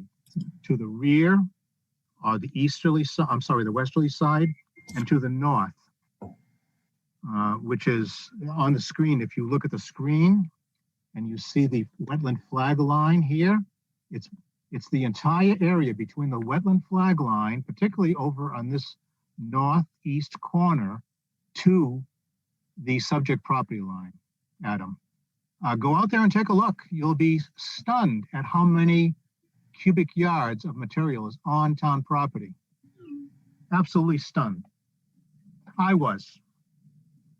Can you move that plan just so that I can get oriented to where Blue Hills Parkway? There it is. I see it. Okay. This is Blue Hills Parkway. Okay.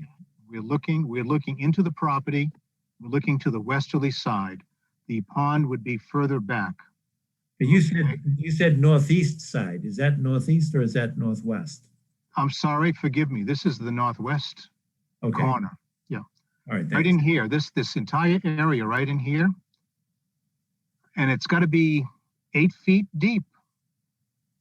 All that dumping right in here. Okay. So it's a large amount of material on town property from this site. It's obviously dumped from the site. There's no other way to get there except from the site. So Mr. Kiernan, through you, we will take a look at it. I'm not have any authority to commit to anything on behalf of the applicant, but we'll take a look at it. I simply note that it's off-site and it may be historical relating to prior ownership of this property, but it doesn't relate to the current ownership of the property, but we'll take a look at it. All right. Can I ask you a different question? And that is, at one of our first, or maybe perhaps it was the first hearing, we had discussed the location of parking and some concerns we had. And I think Wendy had raised an issue about the rain garden would be better in the front, in the middle of the parking area, but it would require moving some parking spaces. Have you considered further, and this may get into what's going on in the ZBA, and I don't mean to tread in that territory, but at one time, I think I had asked you the question as to whether or not you could move some of the parking spaces to the rear of the property. Is that under consideration? Yes, sir. I'd ask Michael Joyce to speak to that because we have considered that. Hello. I'll just kind of run through Michael Joyce from Joyce Consulting Group. A few of the changes that we're proposing or have been proposed since our last meeting. As has been heard, we've been to the ZBA 3 times since we met with you last. So we've gone through traffic, stormwater, and architectural reviews. We're in the process of addressing those reviews while addressing the feedback we've heard from the Conservation Commission. Primarily from the Conservation Commission side, we've determined a location for approximately 6 spots to be dedicated for the walking trail. Kind of in unison with that, from both the Conservation Commission and the zoning side, we heard that they would prefer to see more parking. So we're adding an additional approximately 19 to 20 spaces at the rear of the existing building. Then in conjunction with that, they also the zoning board wanted to see the fire truck promotion go all the way around the building. So there's going to be a 20-foot aisle around the entirety of the building. To accommodate that, we've shifted the building slightly to the north. And this provides for additional landscape buffer, provides for the 20-foot aisle and additional landscape buffer on the side abutting the single family home. And it really doesn't affect the access driveway all that much. We kind of moved the footprint of the building and shrank some of the landscape areas within the parking area on the upper level. So those are some of the things. We also are now proposing to clear a walking trail approximately 240 feet over the existing water easement to the Pine Tree Brook Trail. And we've redesigned the stormwater system, basically taking out the Cultex from below the existing parking or proposed parking area in the front, and put a rain garden, taking the 2 landscape islands that were bookshelving for bookending the parking spaces, combine those in the center to provide a more substantial landscape area in order to provide a rain garden in that center area in the upper parking lot. And then we're using a retention area in the rear of the parking for the remainder of the stormwater As part of that, we'll most likely utilize some rain garden plantings as well in the rear. Those are the main things we've changed. As I mentioned, we've had a peer review on both the architectural engineering site and transportation side of it, our traffic. We met with the peer reviewers for the reviewing engineer and reviewing architect on site. And we've added handicap accessibility. I'm not sure if that came up in the conservation hearing or not. It may have, but from the buildings to the sidewalk along Blue Hills Parkway. So those are the main changes that we've made to the plan to this point. We're still finalizing the stormwater report, and along with that, we'll be revising the initial notice of intent application to include the clearing of the walkway to Pine Tree Brook, which will be additional work within buffer areas. So we want to call that out as well. So that's where we're at this point. All right, and I know there were some questions about the groundwater elevation, and I was concerned that it might be pretty high for a discharge in the, I guess I'll call it the northeast. Northwest, I believe. Northwest, oh, yes. So yeah, we have performed test pits out at the site, and all of our systems are above groundwater elevation. In some areas we don't have the 2 feet of separation, but we're not modeling any of our systems for infiltration. So because we're not anticipating infiltration from those systems, the 2 feet of separation isn't necessarily required. So that's if you're not modeling it on infiltration, where does the water go, or how do you get rid of it? So it's a retention system, and then it overflows to the rear.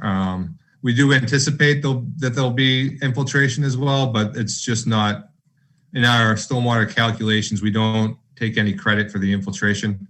There certainly will be. It's just a matter that we won't take credit or use that to dispose of any of the stormwater modeled in order to be conservative. Appreciating what you just said, where does the water go, and where is it It was directed? still going to the ground, and there is an overflow similar to what we had originally designed in the rear. There's a surface overflow.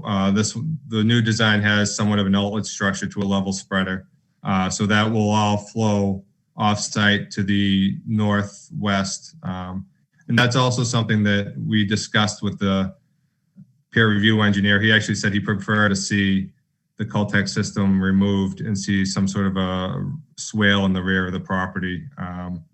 So it's something that we've revised in coordination with the peer reviewer as well.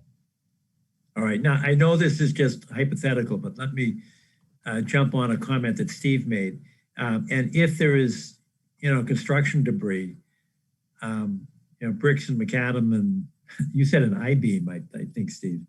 If that would be removed, if it were to be removed, and I understand Adam's point that it's off property, but if it were to be removed, it would change the elevation. Would that affect where the water goes if the elevation were lowered because that fill was removed? And then I wouldn't anticipate the groundwater elevation being affected due to the removal of debris. No, but the surface water, where's the surface water going to go? And it may be that you just have to replace it with fill. If whoever removes it, maybe they'll have to replace it. But I'm just concerned, where's the water going to flow towards? So if the debris or elevation, let's just say the elevation's decreased, and where we're proposing the stormwater system, there isn't, or at least where we did the test pits and you can see the surface, there isn't any debris in that area. But if we remove the debris and reduce the elevation, say immediately abutting the property line, the stormwater is still going to flow in the general northwest direction, as that's where the entirety of the site slopes. I wouldn't anticipate any significant drainage flows, flow change, drainage pattern changes. Everything kind of in that general area slopes from the southeast corner to the northwest corner. And I would anticipate those drainage patterns staying the same. And Michael, that's why the wetland is on the northeast corner. Okay, it's everything's moving that way, and the groundwater elevation is very close to the surface once you get to the wetland line and beyond to the north. Yeah, I understand that, and that's how the topography slopes. It slopes towards the wetland. That's typically, I mean, as you know, Steve, a good indication of groundwater is the wetland. So that typically, you know, if we hadn't done test pits, we'd probably be using edge of wetland as a rough groundwater elevation. Sure. So, Mr. Kiernan, this is Adam Brodsky. Just to be clear to the other commissioners, we have to comply with the Massachusetts stormwater standards. And so we provided detailed information, including a stormwater report to the town's engineering consultant, who will ensure that we comply with those standards. And obviously, if we comply with those standards, we comply with our requirements under the State Wetlands Protection Act. But I just wanted to give you just an overall framing of that issue. I understood and appreciated. Thank you. Okay, questions from commissioners?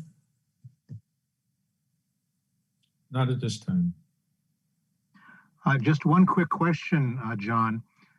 Where is the additional parking going? If indeed there's going to be a pathway along the water easement, is the parking going to be close to that easement, or is it going to be on the other corner, which would be the southwest corner of the site?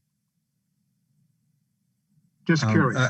I can speak to that. Currently, we have it, and it's still preliminary, but currently we have it in that northwest corner. Basically, you pull down where the proposed driveway is, and you'd nose right in, basically over the water easement, as close as you can get to the pathway is where the parking would be proposed. There will be additional parking proposed at the back side of the proposed building, but that would be intended for tenant spacing. Those spaces directly abutting the water easement will be intended for path use. Wonderful. That sounds good to me. But doesn't it? I'm looking at the building and I can't see the detail from this. My eyes aren't good enough, right? I don't see that. These are the existing buildings, John. This is existing conditions. Okay, because what I'm looking to see, and I know you said you moved the footprint a bit, but oh yeah, these are existing. I'm sorry, I don't have those up.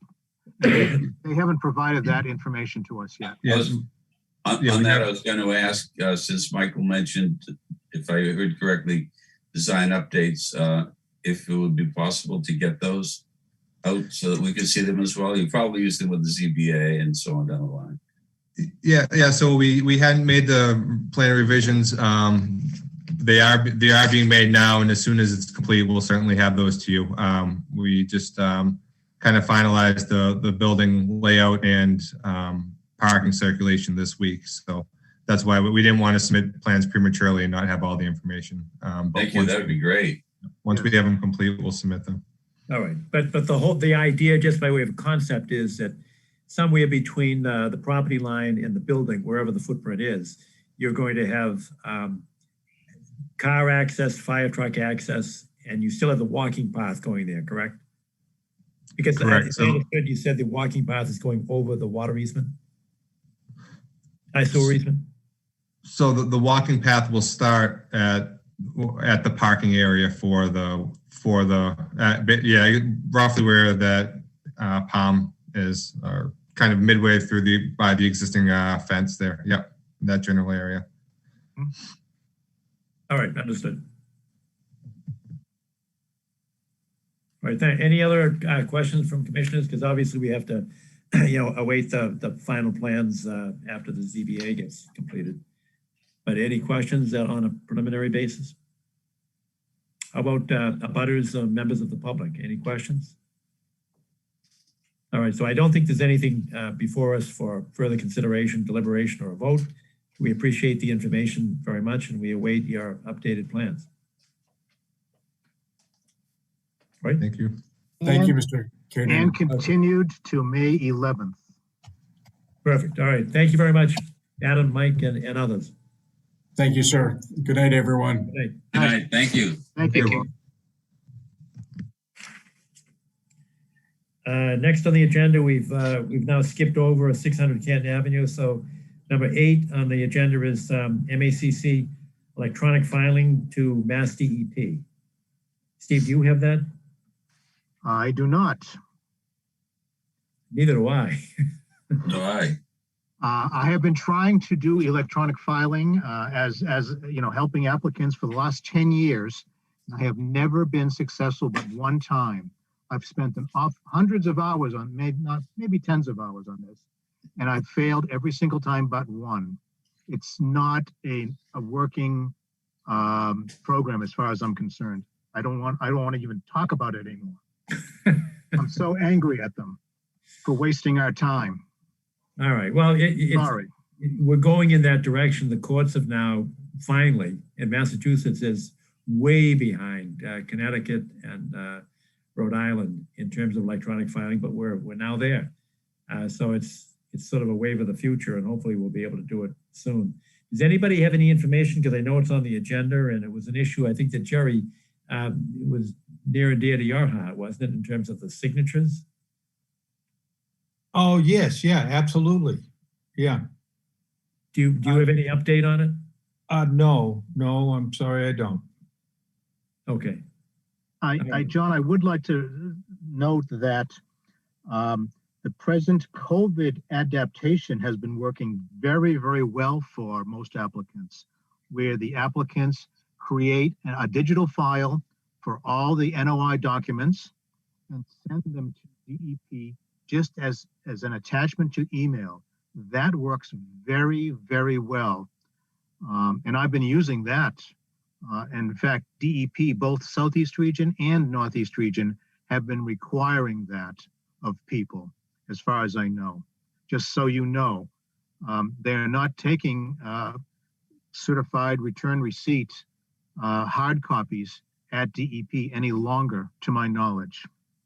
Just FYI to everyone. But isn't that the same thing as electronic filing? Not really. They had a whole other system that they paid lots of money for, which failed. Okay. Called DEPE, electronic filing. This is back, again, going back 10 years. So this is simply sending things via email.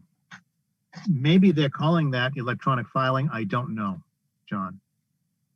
All right. Well, I don't see why faxing something in or signing a document and then I was on those minutes, that the documents that we have to sign when we approve a project, why we can't just sign it and then send in the signature page. But All right, going back a year ago, in March, I know there was some concerns with that because the state was pretty much on a lockdown. And that came up and DEP said you still have to sign. Yep. Initially. But I thought there was a change, and I thought that you were alert to the change, Jerry, but somebody was, because it ended up on our agenda. No. Well, let's kick this one over until May. And in the meantime, I will check with Kathy and Steve if you can Sure. make any inquiry, because the issue is, can we sign things electronically, as Jerry suggested? Because I know the court system has changed over to that electronic signature, which is very helpful. Some conservation commissions have done that as well. They've done electronic signatures where the staff doesn't, or the conservation commission members do not have to sign individually. Is that done by municipality? Yes. I thought the state had to approve it. I'm sorry, I don't know the details, but I will try to find out. All right, that's great. Yep. Why don't we just put that on the agenda for next May and we can resolve it by then. And I'll Sure. certainly look into it as well. Yep. Which takes us to number 9, which is additional business. Steve, do you have additional business? Yes, a couple of things. And one of them, of course, we spoke about very briefly this evening, was visiting 101 to Ponce Valley Parkway. So I wanted to make sure that that was upmost in people's minds, number one. And we do have that on the agenda schedule, right? Sorry, on the agenda for Saturday, the 17th? For Saturday, the 17th, that's correct. Yes, okay. So 113, then Low Circle, then 101 to Ponce Valley Parkway. There were no others to my knowledge. Is that correct? Unless, of course, you wanted to go to the ice house and look at the material piles. Oh, no, I think that's a good idea because I'm shocked. That's our land. I mean, we're the deeded owner of that land. I agree, and I found it troublesome that that's town land, and for decades this has not been remediated. Right. So did I when I was out there. I agree entirely, Arthur. So Goes I'm back, happy. John, to my earlier days on the Concom, when we found numbers of instances of debris on town lands, and the town itself had not been monitoring this. And these were lands that were not conservation jurisdiction. They may have been wetland. In that sense, they were jurisdiction, but they weren't under the control directly of the Conservation Commission. They were town-owned lands. And there were all types of appliances and so on down the line. We saw an example of that on one sidewalk a year ago, which was remediated. Yes, And that was just one. that's right. So how do we address this within the larger scope is something that we might want to talk about with other members of the community. By that community, I mean town agencies. Mhm. No, I agree. And that would be a great thing. And let's try to re-invite Marina Fernandez, the new town engineer, because I think one of the points that I wanted to make, in addition to just meeting her, is to suggest that we have a closer association in terms of sharing of information. Yes. I think she'll be like a key point of information and data sharing. Agreed. Would you want me to follow up with her, or? Yeah, Arthur, that would be perfect. I'd be happy to. All right, thanks. And maybe she could join us on the 11th? On the 11th of May, correct? Yeah. That's correct. And just for your information, I saw that she has an undergrad degree in civil engineering, but a graduate degree in environmental engineering. Exactly the reason why we wanted to have her join us. Yes. You bet. You bet. It's a wonderful thing. I hope we'll be working together. Yes. She's enthused about that. I had an opportunity to talk with her when she was doing some work in this neighborhood about a week ago. And she was very much looking forward to meeting with us. So something must have come up. Sure. She has a young family. I'll reach out to her. Yeah, she has a young family. She's marvelous talent. Yes, indeed. That's So good. would you like to put that on the agenda as well for this Saturday is my question. What's this? What? This? Oh, you mean the Blue Hills Parkway? Yes. Yes, I would like to see it. Yes. Oh, absolutely. Good. So we've got 21 Low Circle. We've got 113 Woodland. We've got 101, or is it 110 Deposit Valley? I think it's 101, but that's my memory. Okay. And we have 90 minutes. Yes. We do. Okay. We can do it, Arthur. We can do it. Okay. Okay. The second thing on the additional business was to remind folks about Thursday at 7 o'clock. We are all invited to participate in Algerine Circle information session given by the town. The third thing I wanted to let you know about Woodlot, is it Road, Street, Drive, lots 11 and 12, and the northeasterly basin. There's been some recent work on that to try to remediate. They don't have the grass down yet. Mike Rosati and I, the engineer, had a conversation about it as recently as today. And he said that they were lagging with their response to both his and my requests. And I'll leave it there. And hopefully by next month, they'll have some grass growing there. And the last thing is, I wanted to let you know that I believe I have enough evidence for the southerly vernal pool south of Woodlot Drive. So that's a really good news. I like to end on some good news. to certify that vernal pool. Wonderful. Thank you, Steve. Certainly. Anybody else? Jerry, did you have something for additional business? You're muted, Jerry. I'm sorry, I do.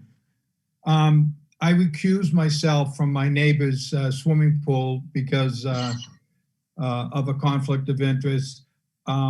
John, I know that I sent a copy of I did call the State Ethics Commission to get some clarification on it. There is a presumption that any abutter has a financial interest. However, you can seek permission or disclosure to the select board, that's our appointing authority, to approve it if it is something of a minor nature. And John, I did send you that material. I did send you the reference to the advisory opinion, and I just wanted to mention it to everybody that if you feel the need to participate, I thought I really wanted to, just to be a good neighbor kind of thing. But because I didn't have the time to seek the approval of the select board. But John, did you take a peek at it? And Steve, did you take a peek at it? Yes, but that's, yes. Okay, do you agree with my interpretation or? Oh, yes. I've been through that with the ethics board a number of times, actually, for things. Okay, so I just wanted to, John, I just wanted to have something on file for everybody, that if it's a de minimis kind of situation, if it gets even larger, there is another process where you can go and get each parcel of land appraised if it was a bigger deal, but you wouldn't want to go there. No, I don't think it's necessary. I always saw it as a potential conflict as opposed to an actual conflict. Yes. But I always look for the path of least resistance, and that is to recuse yourself. Oh, no, and I agree with you, but the requirement is that there is a presumption Yes. of financial interest. Right. Okay. Right. Right. And if anybody felt that you wanted to seek an exemption, then you just go to the select board to do that. Sure. Yeah. We've been experiencing very often, but it just happened to have come up tonight, and I think you did the right thing, and I don't think it mattered. Oh, no, it didn't matter. My first question should have been, did it pass? Otherwise, it was going to move for reconsideration. Does that mean they already allowed you to go swimming there?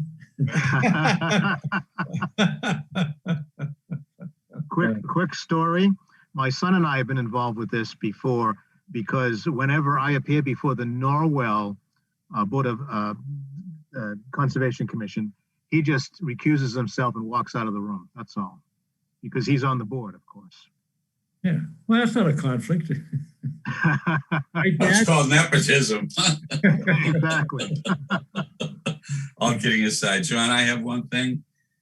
Tomorrow night, the Shade Tree Advisory Committee is going to present their 360th Milton Anniversary Tree Initiative.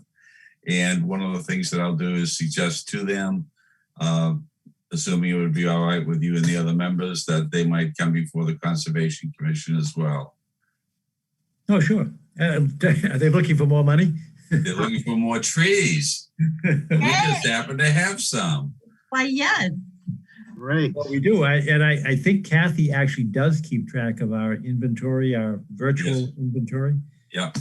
So we should probably be, or you may want to call Kathy tomorrow to find out what it is. Because I haven't seen it in a while, but I know she's got it.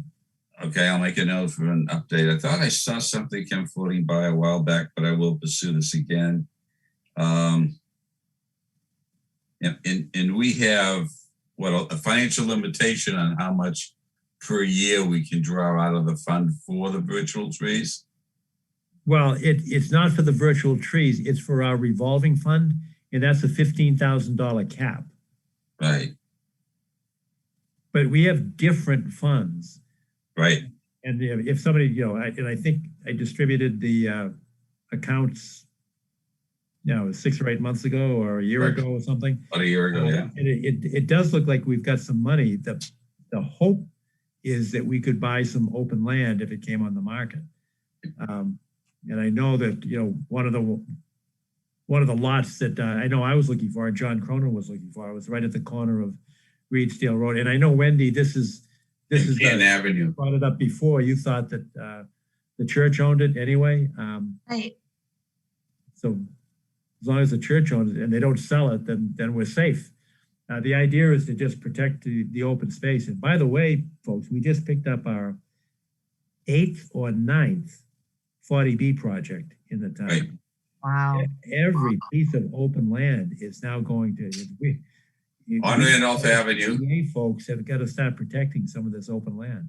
It's all going to be gone to 40B projects. Wow. There's a brand new one right at the corner of Reedsdale and Randolph Avenue. And it's actually Pleasant Street across. Once you cross Randolph Avenue, it then becomes Pleasant Street. Every piece of open land is now being. That's the former Golden Spur stable, was it not?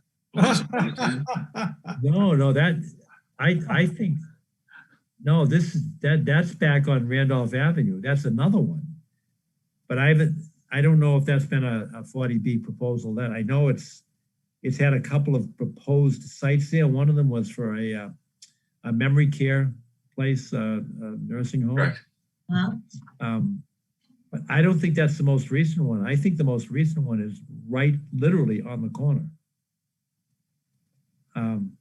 I thought it was going to be a funeral home. Right, that's what I read recently in the local paper, John. Up by St. Elizabeth's Church. Yes, across. Correct. Yep.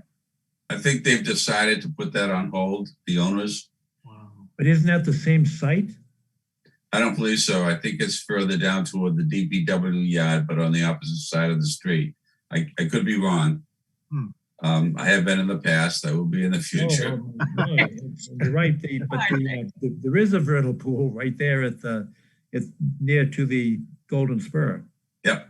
That was Mr. Zarello, his land, because we looked at that right at the same time that the animal, the animal Shelter, right. building. And I don't think that started yet. It is not yet, but it's getting close.